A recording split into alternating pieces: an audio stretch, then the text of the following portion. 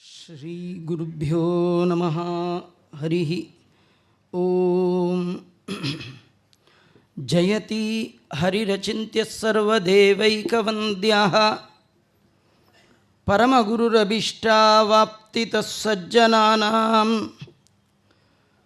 ನಿಖಿಲಗುಣಗಣಾರ್ಣೋ ನಿತ್ಯನಿರ್ಮುಕ್ತದೋಷಃ ಸರಸಿಜನಯನೋऽಸೌ ಶ್ರೀಪತಿರ್ಮಾನದೋ ನಃ. ಬುದ್ಧಿರ್ಬಲಂ ಯಶೋಧೈರ್ಯಂ ನಿರ್ಭಯತ್ವಮರೋಗತಾ ಅಜಾಡ್ಯಂ ವಾಕ್ಪಟುತ್ವಂಚ ಹನುಮತ್ಸ್ಮರಣಾತ್ ಭವೇತ್. ಭವತಿ ಯದನುಭಾವಾತ್ ಎಡಮೂಕೋಪಿ ವಾಗ್ಮಿ ಜಡಮತಿರಪಿ ಜಂತುರ್ಜಾಯತೆ ಪ್ರಾಜ್ಞಮೂಲಿಃ. ಸಕಲವಚನಚೇತೋ ದೇವತಾ ಭಾರತೀ ಸಾ ಮಮ ವಚಸಿ ನಿಧತ್ತಾಂ ಸನ್ನಿಧಿಂ ಮಾನಸೇ ಚ. ನಮೋ ವಸ್ತಾತ್ವಿಕಾ ದೇವಾಃ ವಿಷ್ಣುಭಕ್ತಿಪರಾಯಣಾಃ ಧರ್ಮಮಾರ್ಗೇ ಪ್ರೇರಯಂತು ಭವಂತಃ ಸರ್ವ ಏವ ಹಿ. ಮೂಕೋಪಿ ಯತ್ಪ್ರಸಾದೇನ ಮುಕುಂದಶಯನಾಯತೆ ರಾಜರಾಜಾಯತೆ ರಿಕ್ತೋ ರಾಘವೇಂದ್ರಂ ತಮಾಶ್ರಯೇ. ತಪಸ್ವಾಧ್ಯಾಯ ಶುಶ್ರೂಷ ಕೃಷ್ಣಪೂಜಾರತಂ ಮುನಿಂ ವಿಶ್ವೇಶಮಿಷ್ಟದಂ ವಂದೇ ಪರಿವ್ರಾಟ್ ಚಕ್ರವರ್ತಿನಂ. ಮನ್ಮನೋಭೀಷ್ಟವರದಂ ಸರ್ವಾಭೀಷ್ಟ ಫಲಪ್ರದಂ ಪುರಂದರಗುರುಂ ವಂದೇ ದಾಸಶ್ರೇಷ್ಠಂ ದಯಾನಿಧಿಂ. ಆಪಾದಮೌಲಿಪರ್ಯಂತಂ ಗುರುಣಾಮಾಕೃತಿಂ ಸ್ಮರೇತ್. ತೇನ ವಿಘ್ನಾಃ ಪ್ರಣಶ್ಯಂತಿ ಸಿದ್ಧ್ಯಂತಿ ಚ ಮನೋರಥಾಃ. ಸ್ವಸ್ತ್ಯಸ್ತು ಸತಾಂ ಅಶೇಷ ಸನ್ಮಂಗಲಾನಿ ಭವಂತು. ಶ್ರೀ ಗುರುಭ್ಯೋ ನಮಃ. ಹರಿ ಓಂ.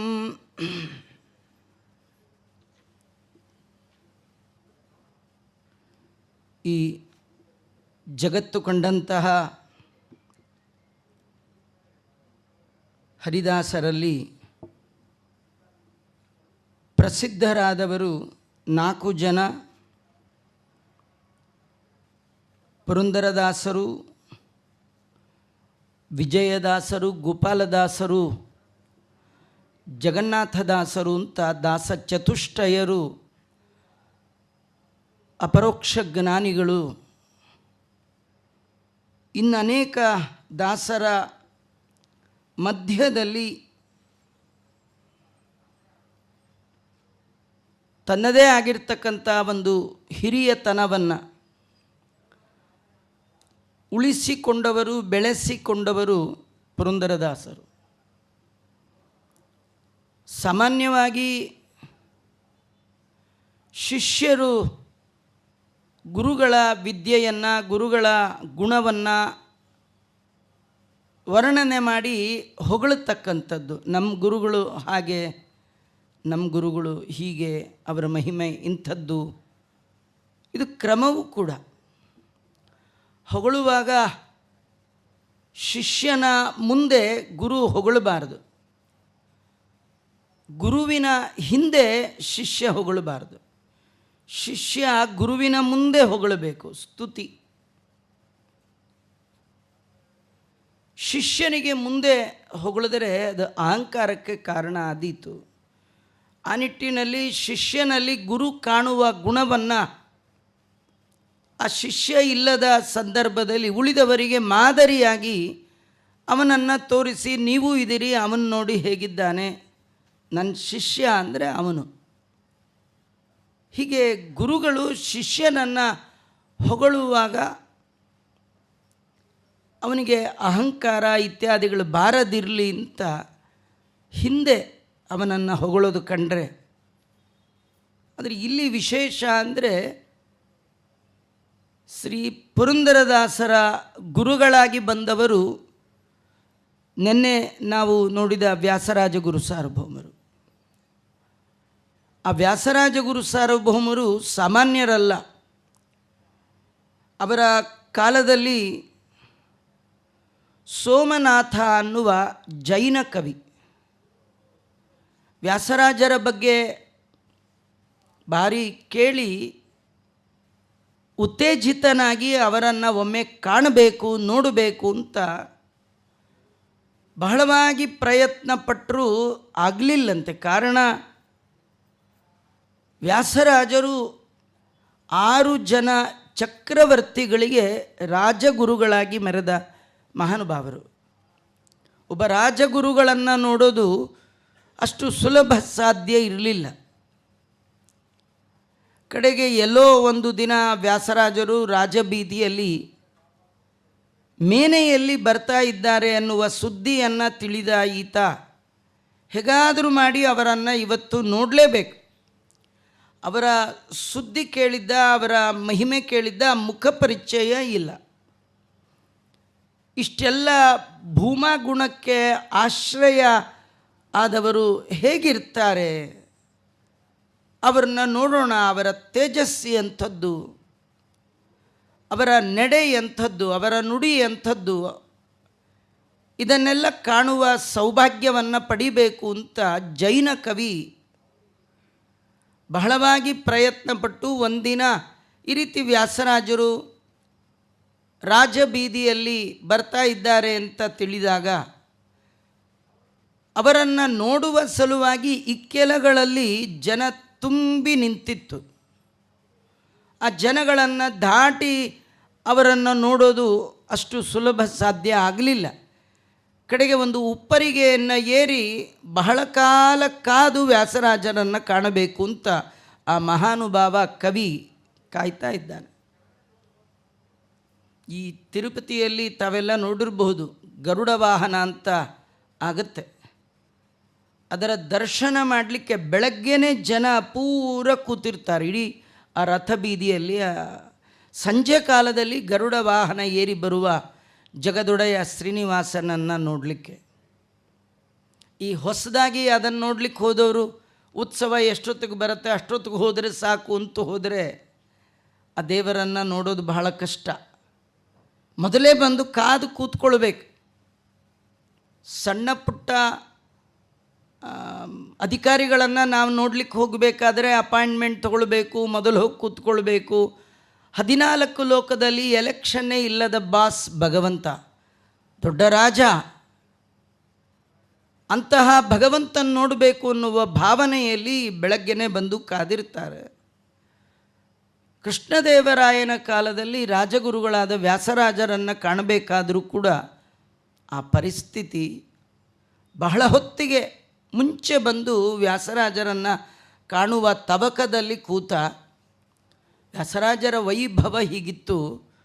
ವ್ಯಾಸರಾಜರು ಅರಮನೆಯ ಸಮೀಪಕ್ಕೆ ಬಂದರೆ ಸ್ವತಃ ರಾಜನೇ ಹೊರಬಂದು ಅವರ ಪಾಲಕಿಯನ್ನು ಹೊರತಿದ್ದ. ಕಾರಣ ವಿದ್ಯಾಪಕ್ಷಪಾತಿ.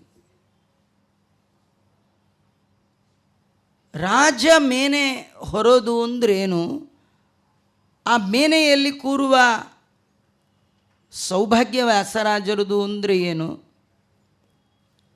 ಅದನ್ನು ನೋಡಿ ಬಹಳ ಆಶ್ಚರ್ಯ ಪಡ್ತಾ ಇದ್ದಾನೆ. ಅವರದು ಆಕಾರ ವ್ಯಾಸರಾಜರದು ಅಂಥ ಏನು ದೊಡ್ಡ ಆಕೃತಿ ಅಲ್ಲ. ಅವರು ಮೇನೆಯ ಒಳಗೆ ಕೂತಾಗ ಅವನು ಬಹಳ ದೂರದಿಂದ ನೋಡ್ತಾ ಇದ್ದಾನೆ. ಅವರ ಮುಖ ಚಂದ ಕಾಣ್ತಾ ಇಲ್ಲ, ದೂರ ಆದ ಕಾರಣ. ಆದರೆ ಅವನಿಗೇನು ಕಾಣ್ತು ಅಂದರೆ ಒಂದು ಬೆಳಕಿನ ಮುದ್ದೆ ಆ ಮೇನೆಯ ಮಧ್ಯದಲ್ಲಿ ಕೂತಂತೆ ಕಾಣ್ತಾ ಇದೆ. ತೇಜಸ್ಸು ಆ ಮುಖಮಂಡಲದಲ್ಲಿ. ಶಾಸ್ತ್ರ ಹೇಳುತ್ತೆ, ಯಾರು ಸದ್ಗುಣ ಬರೀತಾರೋ, ಭಗವಂತನನ್ನು ಕಾಣುವ ಪ್ರಯತ್ನದಲ್ಲಿದ್ದಾರೋ, ದಿವ್ಯದರ್ಶಿಗಳಾಗಿರ್ತಾರೋ, ಅವರ ಮುಖದ ಒಳಗೆ ಒಂದು ತೇಜಸ್ಸಿದೆಯಂತೆ. ಅದು ಯಾವುದೇ ಸೋಪು ಪೌಡ್ರೆ ಹಾಕಿದ್ರೆ ಬರುವಂಥ ತೇಜಸ್ ಅಲ್ಲ ಅದು. ಮುಖೇ ಬ್ರಹ್ಮವರ್ಚಸ್ಸಿ ತರಹ, ಮುಖದಲ್ಲಿ ಬ್ರಹ್ಮವರ್ಚಸ್ಸು, ಹೃದಯದಲ್ಲಿ ಕಾಣುವ ದೇವರು ಮುಖದಲ್ಲಿ ಪ್ರತಿಬಿಂಬಿಸ್ತಾ ಇರ್ತಾನೆ. ಅಂತರಂಗದಲ್ಲಿ ಭಗವಂತನನ್ನು ಕಂಡಂತಹ ಮಹಾನುಭಾವರು ಅವರು ಮೇನೆಯಲ್ಲಿ ಕೂತರೆ ಜೈನ ಆ ಸೋಮನಾಥ ಕವಿಗೆ ಕಂಡದ್ದು ವ್ಯಕ್ತಿ ಅಲ್ಲ, ಅದೊಂದು ಅದ್ಭುತವಾದ ದಿವ್ಯವಾದ ಶಕ್ತಿ, ತೇಜಪುಂಜವಾಗಿರ್ತಕ್ಕಂಥ ಒಂದು ಬೆಳಕಿನ ಮಿಂಚಿನ ಗೊಂಚಲನ್ನೇ ಅದರ ಮಧ್ಯದಲ್ಲಿ ಕಂಡು ಕಣ್ಣು ಕೊರೈಸ್ತು ಅವನಿಗೆ. ಅವತ್ತಿನಿಂದ ಬೇರೆ ಏನು ಬೇಡ, ಅವರನ್ನು ನೋಡಬೇಕು, ಅವರನ್ನು ತಿಳಿಬೇಕು, ಅವರ ಅನುಗ್ರಹ ಪಡಿಬೇಕು. ದೊಡ್ಡ ಕವಿ. ಇವತ್ತು ಆ ಪರಂಪರೆಯಲ್ಲಿಯೇ ಒಬ್ಬ ಜೈನ ಕವಿ ವ್ಯಾಸರಾಜರ ಬಗ್ಗೆ, ಅವರ ಜೀವನ ಶೈಲಿಯ ಬಗ್ಗೆ ಅದ್ಭುತವಾದ ಒಂದು ಕವಿತೆಯನ್ನು ನಿರ್ಮಾಣ ಮಾಡಿದ್ದಾನೆ, ವ್ಯಾಸಯೋಗಿ ಚರಿತ ಅಂತ. ಅನೇಕ ಉಲ್ಲಾಸಗಳಲ್ಲಿ, ಸರ್ಗಗಳಲ್ಲಿ ಅದು ಹೊರಟಿರ್ತಕ್ಕಂಥ ತುಂಬ ಅದ್ಭುತವಾದ ಪದಪುಂಜಗಳಿಂದ, ಗದ್ಯ ಪದ್ಯಗಳಿಂದ, ಶ್ಲೋಕಗಳಿಂದ ಮಿಶ್ರಿತವಾದ ಅದ್ಭುತವಾದ ಕಾವ್ಯ. ಆ ಕಾಲಕ್ಕೆ ಬಹಳ ಪ್ರಸಿದ್ಧವಾಗಿರ್ತಕ್ಕಂಥದ್ದು. ಅದನ್ನು ನೋಡಿ ಯಾರೋ ಆ ಜೈನ ಕವಿಗೆ ಹೇಳಿದ್ರಂತೆ, ನೀನು ಸುಮ್ಮನೆ ನಿನ್ನ ಬುದ್ಧಿ ಎಲ್ಲ ಯಾರನ್ನೋ ಹೊಗಳಿ ವೇಸ್ಟ್ ಮಾಡಿಕೊಂಡೆ, ಇದೇ ಟ್ಯಾಲೆಂಟ್ ನೀನು ಒಬ್ಬ ರಾಜನನ್ನು ಕುರಿತು ಬರೆದು ರಾಜನಿಗೆ ತೋರಿಸಿದರೆ ನಿನಗೆ ಬೇಕಾದಷ್ಟು ಬಂಗಾರದ ನಾಣ್ಯಗಳನ್ನು ಕೊಡ್ತಿದ್ದ.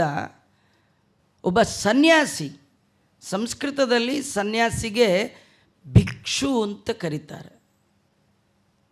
ನಕಾರು ಮನೆಯಲ್ಲಿ ಭಿಕ್ಷೆಯನ್ನು ಬೇಡುವವರು. ಅಂಥ ಭಿಕ್ಷುಕರ ಬಗ್ಗೆ ಬರೆದು ನಿನಗೇನು ಸಿಕ್ತು ಅಂತ ಅವನನ್ನು ಕೇಳಿದರೆ ಅದಕ್ಕೆ ಮಹಾಕವಿ ಕೊಟ್ಟ ಉತ್ತರ, ಅವ ಹೇಳ್ತಾನೆ, ಅವರು ನನಗೇನು ಕೊಡೋದು ಬೇಡ, ಆ ಕವಿತೆ ಬರೆದದ್ದಕ್ಕೆ ನನಗೇನು ದುಡ್ಡು ಕಾಸು ಶಾಲು ಏನು ಬೇಡ, ನಾನು ಬರೆದ ಕವಿತೆಯನ್ನು ಕೇಳಿ ವ್ಯಾಸರಾಜರು ತಲೆ ತೂಗಿದ್ರೆ ಸಾಕು. ಮೇರುಣಾಂ ಶತಕಂ ಅಂತಾನೆ, ನೂರಾರು ಮೇರು ಪರ್ವತಗಳನ್ನು ಅಲುಗಾಡಿಸಿದಾಗ ಎಂಥ ಶಕ್ತಿ ಬೇಕು, ಹಾಗೆ ವ್ಯಾಸರಾಜರ ತಲೆ ಒಮ್ಮೆ ಅಲುಗಾಡಿಬಿಟ್ರೆ ಸಾಕು. ನಿನ್ನ ಕವಿತೆ ಚೆನ್ನಾಗಿದೆ ಅಂತ ಅವರು ಬಾಯಿ ಬಿಟ್ಟು ಹೇಳೋದು ಬೇಡ, ಸರ್ಟಿಫಿಕೇಟ್ ಕೊಡೋದು ಬೇಡ, ಶಾಲು ಹೊತ್ಸೋದು ಬೇಡ, ಸಂಭಾವನೆ ಕೊಡೋದು ಬೇಡ. ನಿಜವಾಗಿಯೂ ಹಾಗೆ ರೀ. ಕವಿತೆ ಬರೆದವ್ರಿಗೆ, ಪಾಠ ಪ್ರವಚನ ಮಾಡುವವರಿಗೆ, ಕೇಳುವವರು ಒಮ್ಮೆ ತಲೆ ತೂಗಿಬಿಟ್ರೆ ಸಾಕು, ಸಂತೋಷಪಟ್ಟರೆ ಸಾಕು. ಹೇಳೋವ್ರಿಗೆ ಭಾಳ ಆನಂದ ಆಗತ್ತೆ ರೀ. ಕೆಲವು ಕಡೆ ಪ್ರವಚನ ಮಾಡಿದಾಗ ಪೂರ ಸ್ಟ್ಯಾಚ್ಯೂ ಥರ ಕೂತ್ಬಿಟ್ಟಿರ್ತಾರೆ, ಅಲುಗಾಡಲ್ಲ. ನಾವು ಕಿವಿಡಿರೋದು ಅಸೋಸಿಯೇಷನಲ್ಲಿ ಪ್ರವಚನ ಮಾಡ್ತಾ ಇದ್ದೀವ ಏನು ಗೊತ್ತೇ ಆಗೋಲ್ಲ ಅಲ್ವ. ದೊಡ್ಡ ಅಖಿಲ ಕರ್ನಾಟಕ ಕಿವಿಡರ ಸಮಾವೇಶದಲ್ಲಿ ಸಂಗೀತ ಕಚೇರಿ ಇಟ್ಟರೆ ಆ ಸಂಗೀತ ಹೇಳೋನ್ ಕತೆ ಏನಾಗಬೇಕು, ಪ್ರವಚನ ಮಾಡೋನ್ ಕತೆ ಏನಾಗಬೇಕು. ಆ ಕೇಳುವವರು ಆನಂದ ತುಂದಿಲರಾದರೆ, ಅದರೊಳಗೂ ವಿದ್ವಾಂಸರು, ಒಬ್ಬ ಜ್ಞಾನಿ ಅವನು ತಲೆಯನ್ನು ತೂಗಿದ ಅಂದರೆ ಮೇರು ಪರ್ವತದಷ್ಟು ನನಗೆ ಕೊಟ್ಟಷ್ಟು ಸಂತೋಷ ಆಗತ್ತೆ. ಅಂಥವರು ವ್ಯಾಸರಾಜ ಗುರು ಸಾರ್ವಭೌಮರು. ಇಂತಹ ವ್ಯಾಸರಾಜ ಗುರು ಸಾರ್ವಭೌಮರು ಪುರಂದರದಾಸರನ್ನು ನೋಡಿ, ದಾಸರೆಂದರೆ ಪುರಂದರ ದಾಸರಯ್ಯ. ಬೇಕಾಷ್ಟು ಜನ ದಾಸರಿದ್ದಾರೆ, ಆದರೆ ಇಂಥ ದಾಸರು ಮತ್ತೊಬ್ಬರಿಲ್ಲ ಅಂತ. ನಮಗೆ ಅವರ ಜೀವನ ಶೈಲಿ ಅದು ನಮಗೊಂದು ದೊಡ್ಡ ಕಥೆ. ಅವರ ನಡೆಯೇ, ಅವರ ನುಡಿ, ಅವರ ನಡೆ ನಮ್ಮ ಬಾಳಿಗೆ ಒಂದು ದೊಡ್ಡ ಆದರ್ಶ. ನಿಮಗೆಲ್ಲ ಅವರ ಕಥೆ ಚೆನ್ನಾಗಿ ಪರಿಚಯ ಇರ್ತಕ್ಕಂಥದ್ದು. ಪುರಂದರದಾಸರು ಸೀನಪ್ಪ ನಾಯಕ ಅಂತ ಬಹು ಪ್ರಸಿದ್ಧರಾದ ಚಿನ್ನವಾರರು. ಚಿನ್ನ, ಬೆಳ್ಳಿ, ವಜ್ರ, ವೈಡೂರ್ಯ ವ್ಯಾಪಾರ ಮಾಡುವಂತಹ ವ್ಯಕ್ತಿ. ವೃತ್ತಿಯಲ್ಲಿ ಖ್ಯಾತಿ ಬಹಳ, ಅಷ್ಟೇ ಪರ್ಫೆಕ್ಟು, ಚೂರು ವ್ಯತ್ಯಾಸ ಇಲ್ಲ. ಯಾರಿಗೂ ದಯಾ ದಾಕ್ಷಿಣ್ಯ ಕಾರುಣ್ಯ ಇವ್ಯಾವೂ ಇಲ್ಲ ಬಿಸ್ನೆಸ್ಸಲ್ಲಿ ಅವರ ಹತ್ರ. ಹಾಗೆ ಮಾಡಿ ಸಂಪತ್ತು ಸಂಪಾದನೆ ಮಾಡಿ ಮಾಡಿ ಮಾಡಿ ಗಳಿಸಿ ಗಳಿಸಿ ಉಳಿಸಿ ಅವರ ಕಾಲದಲ್ಲಿ ಅವರು ನವಕೋಟಿ ನಾರಾಯಣ ಅಂತ ಪ್ರಸಿದ್ಧರಾಗಿದ್ದರಂತೆ. ಆ ಕಾಲಕ್ಕೆ 9 ಕೋಟಿ ಅವರಲ್ಲಿತ್ತು ಅಂದರೆ ಇವತ್ತು ಅದಕ್ಕೆ ಸರಿತೂಗುವಂಥ ದುಡ್ಡಿಲ್ಲ ಅನಿಸುತ್ತೆ. ಈ ನಮ್ಮನೇಲೆಲ್ಲ ಕಥೆಗಳು ಕೇಳುವಾಗ ನಿಮ್ಮ ತಾತನಿಗೆ 100 ರೂಪಾಯಿ ಸಂಬಳ ಬರ್ತಿತ್ತು ಅಂದರೆ 100 ರೂಪಾಯಿ ಅಂದರೆ ಅವಾಗ ಏನದು ಕಥೆ ಅದು. 100 ರೂಪಾಯಿಗೆ ಹಾಗೆ ಅನ್ನೋದಾದರೆ 9 ಕೋಟಿ ನವಕೋಟಿ ರಾಜರಿಗೆ ಸಾಲ ಕೊಡುವಷ್ಟು ಸಂಪತ್ತು. ಜೀವನದ ಅರ್ಧ ಆಯುಷ್ಯವನ್ನು ಹಾಗೆ ಕಳೆದ ಮಹಾನುಭಾವರು ಸೀನಪ್ಪ ನಾಯಕರು. ಭಗವಂತ ನೋಡ್ದ, ಇವರು ಬಂದದ್ಯಾಕೆ, ಮಾಡ್ತಿರೋದೇನು ಕೆಲಸ. ಅದು ದೇವರ ಅನುಗ್ರಹವನ್ನು ಸಂಪಾದನೆ ಮಾಡಿದವರು ಗುರಿ ಮುಟ್ಟುವ ದಾರಿಯಲ್ಲಿ ತಪ್ಪು ದಾರಿಗೆ ಹೆಜ್ಜೆ ಹಾಕಿದ್ರೆ ಅವರು ನಂಬಿದ ಭಗವಂತ ಅವರನ್ನು ರಾಂಗ್ ರೂಟಿನಿಂದ ರೈಟ್ ರೂಟ್ಗೆ ಅವನೇ ತರ್ತಾನೆ. ದೇವರಲ್ಲಿ ನಂಬಿಕೆ ಇರಬೇಕು, ಜನ್ಮಾಂತರದ ಸಾಧನೆ ಇರಬೇಕು, ಸತ್ಕರ್ಮ ಮಾಡುವ ಯೋಗ್ಯತೆ ಇರಬೇಕು. ಅವರು ದಾರಿ ತಪ್ಪಿದರೂ ಕೂಡ ಹಿಂದೆ ಭಗವಂತ ಅವರನ್ನು ನೋಡ್ತಾ ಇರ್ತಾನಂತೆ. ಆಡುವ ಮಕ್ಕಳನ್ನು ಹೊರಗೆ ಬಿಟ್ಟ ತಾಯಿ ಎಲ್ಲೋ ಹೋಗಲ್ಲ, ಮೇಲೆ ನಿಂತು ಕಣ್ಣಿನ ಮೇಲೆ ಮಗುವಿನ ಮೇಲೆ ಒಂದು ದೃಷ್ಟಿ ಇಟ್ಟಿರ್ತಾಳೆ. ಮಗು ಎಲ್ಲೋ ಆಚೆ ಹೋದಿತ್ತು, ಬಿದ್ದಿತ್ತು, ಎದ್ದಿತ್ತು. ಅದು ಬಿದ್ದ ತಕ್ಷಣ ಓಡೋಡಿ ಬಂದು ಮಗುವನ್ನು ಎತ್ತಿ ಅದರ ದುಃಖವನ್ನು ದೂರ ಮಾಡುವುದು ತಾಯಿಯ ಕೆಲಸ. ಹೇಗೋ ಹಾಗೆ ಜನ್ಮಾಂತರದಲ್ಲಿ ಯಾವ ಜೀವ ಭಗವಂತನನ್ನು ತಂದೆ ತಾಯಿ ಅಂತ, ತಂದೆ ವಿಠ್ಠಲ ತಾಯಿ ವಿಠ್ಠಲ, ಯೋ ನಪ್ಪಿತ ಜನಿತ ಯೋ ವಿಧಾತ ದಾಮಾನಿ ವೇದ ಭುವನಾನಿ ವಿಶ್ವ ಯೋ ದೇವಾನಾಂ ನಾಮದ ಏಕಏವ.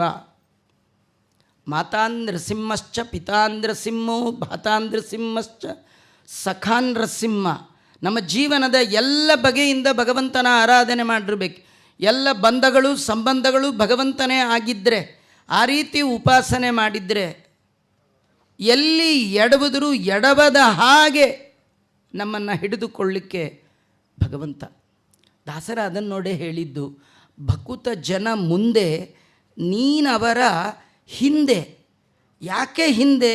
ಭಕುತ ಮುಂದೆ ಹೋದಾಗ ಎಲ್ಲಿಯಾದರೂ ಎಡವಿಯಾನೋ ಏನಾದರೂ ಹೆಚ್ಚು ಕಮ್ಮಿ ಆದರೆ ನೋಡ್ಕೊಳ್ಳಿಕ್ಕೆ ಕೆಲವ್ರಂತ ನಿಮ್ಮ ಮುಂದೆ ಹೋಗು ನಾ ಹಿಂದಿದ್ದೀನಿ, ಅದು ಯಾರು ಏನು ಮಾಡ್ತಾರೆ ನೋಡ್ಕೋತೀನಿ, ಹೋಗೋ ನಾ ಇದ್ದೀನಿ ಅಂತಾರಲ್ಲ. ಹಾಗೆ ಭಗವಂತ ತನ್ನ ಭಕ್ತರಿಗೆ ಅನನ್ಯ ಚಿಂತಯಂತೋ ಮಾಂ ಯೇ ಜನಾಃ ಪರ್ಯುಪಾಸತೆ ತೇಷಾಂ ನಿತ್ಯ ಅಭಿಯುಕ್ತಾನಾಂ. ನೀವು ಹೋಗಿ ನಾನು ಬರ್ತೀನಿ ಅಂತ ಅಂತಾರೆ ಕೆಲವರು, ಬರೋದೇ ಇಲ್ಲ, ಇದು ಕಡೆನೇ ಇರ್ತಾರೆ. ಅಯ್ಯೋ ನಾ ಎಲ್ಲೋ ಹೊರಟೋಗ್ಬಿಟ್ಟಿದ್ದೆ, ನಂಗೆ ಗೊತ್ತಾಗಲಿಲ್ಲ, ಹಾಗೆ ಹೀಗೆ ಅಂತ. ದೇವರು ಹಾಗಲ್ಲ, ದೇವರು ಅಭಿಯುಕ್ತಾನ, ಜೊತೆಗೆ ಇರ್ತಾನೆ. ಹೇಗೆ? ಒಡಲ ನೆರಳಂದದಲ್ಲಿ ಒಡನೆ ತಿರುಗುವನು ಭಕ್ತಾಧೀನ ಎಂದೆನಿಸಿ. ಭಗವಂತ ಭಕ್ತರಿಗೆ ಅಧೀನ. ಹೇಗೆ ಅಧೀನ ಅಂದರೆ ನಮ್ಮ ಶಾಡೋ, ನಮ್ಮನ್ನು ಬಿಟ್ಟು ಎಲ್ಲಿ ಹೇಗೆ ಹೋಗೋದೇ ಇಲ್ಲ, ಹಾಗೆ ಭಕ್ತರನ್ನು ಬಿಟ್ಟು ಭಗವಂತ ಎಲ್ಲಿ ಹೋಗೋಲ್ಲಂತೆ. ಜನ್ಮಾಂತರಗಳ ಸಾಧನೆ ಮಾಡಿದ ಸೀನಪ್ಪ ನಾಯಕರು ಭೂಮಿಯಲ್ಲಿ ಬಂದಾಗ ಸ್ವಲ್ಪ ಕಾಲ ಅವರ ಮಾರ್ಗ ತಪ್ಪಿತ್ತು. ದೇವರು ನೋಡಿದ, ಎಚ್ಚರಿಸಬೇಕು ಇವ್ರನ್ನ ಅಂತ ಅವನಿಗೆ ಅನ್ನಿಸ್ತು. ವೃದ್ಧ ಬ್ರಾಹ್ಮಣನಂತೆ ವೇಷವನ್ನು ಧಾರಣೆ ಮಾಡಿಕೊಂಡಿದ್ದಾನೆ. ಯಾಕಂದರೆ ಬೇಡಲಿಕ್ಕೆ ಲಾಯಕ್ಕಾದ ರೂಪ ಅದು. ಬೇಡಬೇಕಾದ್ರೆ ಯಾರ ಹತ್ರ ಹೋಗಿ ನಾವು ಬೇಡ್ತೇವೆ, ಅವರಿಗೆ ನಮ್ಮನ್ನು ನೋಡಿದ್ರೆ ಕಾರುಣ್ಯ ಬರುವಂತೆ ನಾವಿರಬೇಕು. ಸ್ವಲ್ಪ ಹರ್ಕ ಮುರ್ಕ ಬಟ್ಟೆ ಹಾಕ್ಕೊಂಡು ಒದ್ದಾಡಿಕೊಂಡು ಹೋದರೆ ಕೇಳಿದ್ರು, ಅಯ್ಯೋ ಪಾಪ ಕೊಟ್ಟು ಬಿಡೋಣ ಅಂತ ಅನ್ಸತ್ತಲ್ಲ. ನಾಟಕ ಮಾಡೋದ್ರಲ್ಲಿ ನಂಬರ್ 1 ದೇವರು.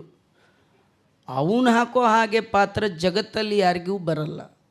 ಅದಕ್ಕೆ ದಾಸರು ಅವನ್ನ ನೋಡಿ ಅಂತಾರೆ, ತಿಳಿಯೋದೋ ನಿನ್ನಾಟ ತಿರುಪತಿಯ ವೆಂಕಟ. ಯಾವಾಗ ಏನು ಆಟ ಆಡ್ತೀಯೋ, ಏನು ಹೂಡ್ತೀಯೋ ನಿಂಗೆ ಗೊತ್ತೇ. ವೃದ್ಧ ಬ್ರಾಹ್ಮಣನಂತೆ ವೇಷವನ್ನು ಧಾರಣೆ ಮಾಡಿಕೊಂಡಿದ್ದಾನೆ. ಸೀದಾ ಸೀನಪ್ಪ ನಾಯಕರ ಅಂಗಡಿಯ ಮುಂದೆ ಬಂದ. ಬೇಕಾದಷ್ಟು ಅಂಗಡಿಗಳಿತ್ತು, ಯಾವ ಅಂಗಡಿಗೂ ಹೋಗಲಿಲ್ಲ. ಯಾಕಂದರೆ ಯಾರ್ಯಾರ ಅಂಗಡಿ ಹೋಗಲ್ಲ, ದೇವರು ಯಾರ್ಯಾರ ಹತ್ರ ಹೋಗಲ್ಲ, ದುಡ್ಡಿರೋರ ಹತ್ರ ಎಲ್ಲ ಬರಲ್ಲ, ದುಡ್ಡೆಲ್ಲ ಧರ್ಮಕ್ಕೆ ಖರ್ಚಾಗಲ್ಲ, ಪುಂಡು ಪೋಕರಿಗುಂಟು ಅಂತಾರೆ ದಾಸರ. ಧರ್ಮಕ್ಕೆ ಕೈ ಬಾರದು ಈ ಕಾಲ, ಪಾಪ ಕರ್ಮಕ್ಕೆ ಮನಸ್ಸೋಲೋದು ಈ ಕಾಲ, ದಂಡ ದ್ರೋಹಕ್ಕೆ ಉಂಟು, ಪುಂಡು ಪೋಕರಿಗುಂಟು, ಹೆಂಡಿರು ಮಕ್ಕಳಿಗೆ ಇಲ್ಲವೀ ಕಾಲ. ಹಾಗಾದರೆ ನಮ್ಮಲ್ಲಿ ದುಡ್ಡಿದೆ ಅಂದರೆ ಮಾತ್ರಕ್ಕೆ ಅದೆಲ್ಲ ಧರ್ಮಕ್ಕೆ ಖರ್ಚಾಗುತ್ತೆ, ದೇವರಿಗೆ ಖರ್ಚಾಗತ್ತೆ, ದೇಶಕ್ಕಾಗಿ ಖರ್ಚಾಗತ್ತೆ ಅಂತೇನಿಲ್ಲ. ಅನ್ಯಾಯಕ್ಕೂ ಖರ್ಚಾಗೋದು ಜಾಸ್ತಿ ಇರುತ್ತೆ. ಹಾಗಾದರೆ ಯಾರಿಗೆ ಯೋಗ್ಯತೆ ಇದೆ ಅವರ ಬಳಿಗೆ ಮಾತ್ರ ಭಗವಂತ ಬಂದು ಬೇಡ್ತಾನೆ ವಿನ ಇದ್ದವ್ರ ಮುಂದೆಲ್ಲ ದೇವರು ಕೈ ಚಾಚಲಿಕ್ಕೆ ಹೋಗೋಲ್ಲ. ಹಾಗಾಗಿ ಭಗವಂತ ಬಂದದ್ದೇ ಇವರ ಮನೇಲಿ ಬೇಡಲಿಕ್ಕೆ. ಸೀದಾ ಅಂಗಡಿ ಮುಂದೆ ಬಂದ, ಸೀನಪ್ಪ ನಾಯಕರನ್ನು ನೋಡ್ದ. ಸೀನಪ್ಪ ನಾಯಕರಿಗೆ ಹೇಳ್ತಾ ಇದ್ದಾನೆ, ಮಗನ ಮುಂಜಿ ಇದೆ, ಏನಾದರೂ ಸಹಾಯ ಮಾಡಿ ಅಂತ.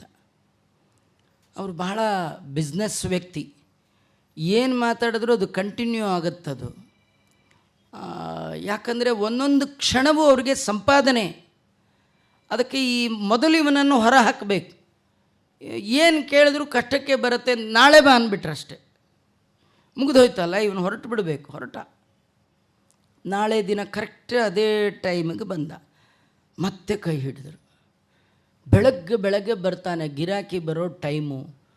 ಏನು ಮಾಡೋದು? ಯಾಕಂದರೆ ಮೊದಲು ಇನ್ನೂ ಬೋಣಿ ಆಗಿಲ್ಲ, ಬೋಣಿ ಆದರೂ ಕೊಡೋ ಬುದ್ಧಿ ಇಲ್ಲ, ಆದರೂ ಮೊದಲು ಕೊಡೋಕ್ಕೆ ಮನಸ್ಸಿಲ್ಲ. ನಾಳೆ ಬಾ 6 ತಿಂಗಳು ಬೆನ್ನು ಹತ್ತುತ್ತಾ 6 ತಿಂಗಳು ದೇವರು ಒಂದಿನ ತಪ್ಪದೆ ಬಂದಿದ್ದಾರಂತೆ. ಎಂಥ ಆಶ್ಚರ್ಯ ನೋಡಿ. ನಮಗೆ ನಮ್ಮ ಜನ್ಮದಲ್ಲಿ ಒಂದು ದಿನ ದೇವರು ಬಂದರೆ ಸಾಕು, ಒಂದು ದಿನ ಎಲ್ಲ ಬೇಡ, ಒಂದು ಕ್ಷಣ ಬಂದರೆ ಸಾಕು. ನಮಗೆ ಒಂದು ಕ್ಷಣವೂ ದೇವರು ಬರಲ್ಲ ಅಂದರೆ ಏನು ಗೊತ್ತಾ? ಕನಸಿನಲ್ಲೂ ದೇವರು ಬರಲ್ಲ ರೀ.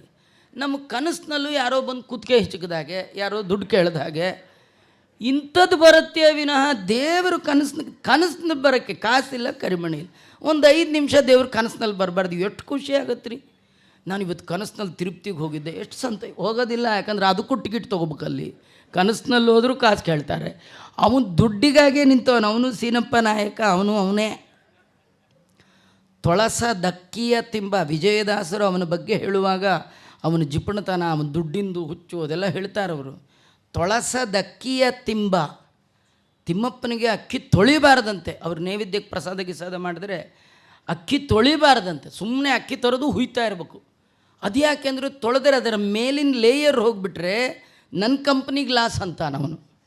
ತೊಳಸ ದಕ್ಕಿಯ ತಿಂಬ.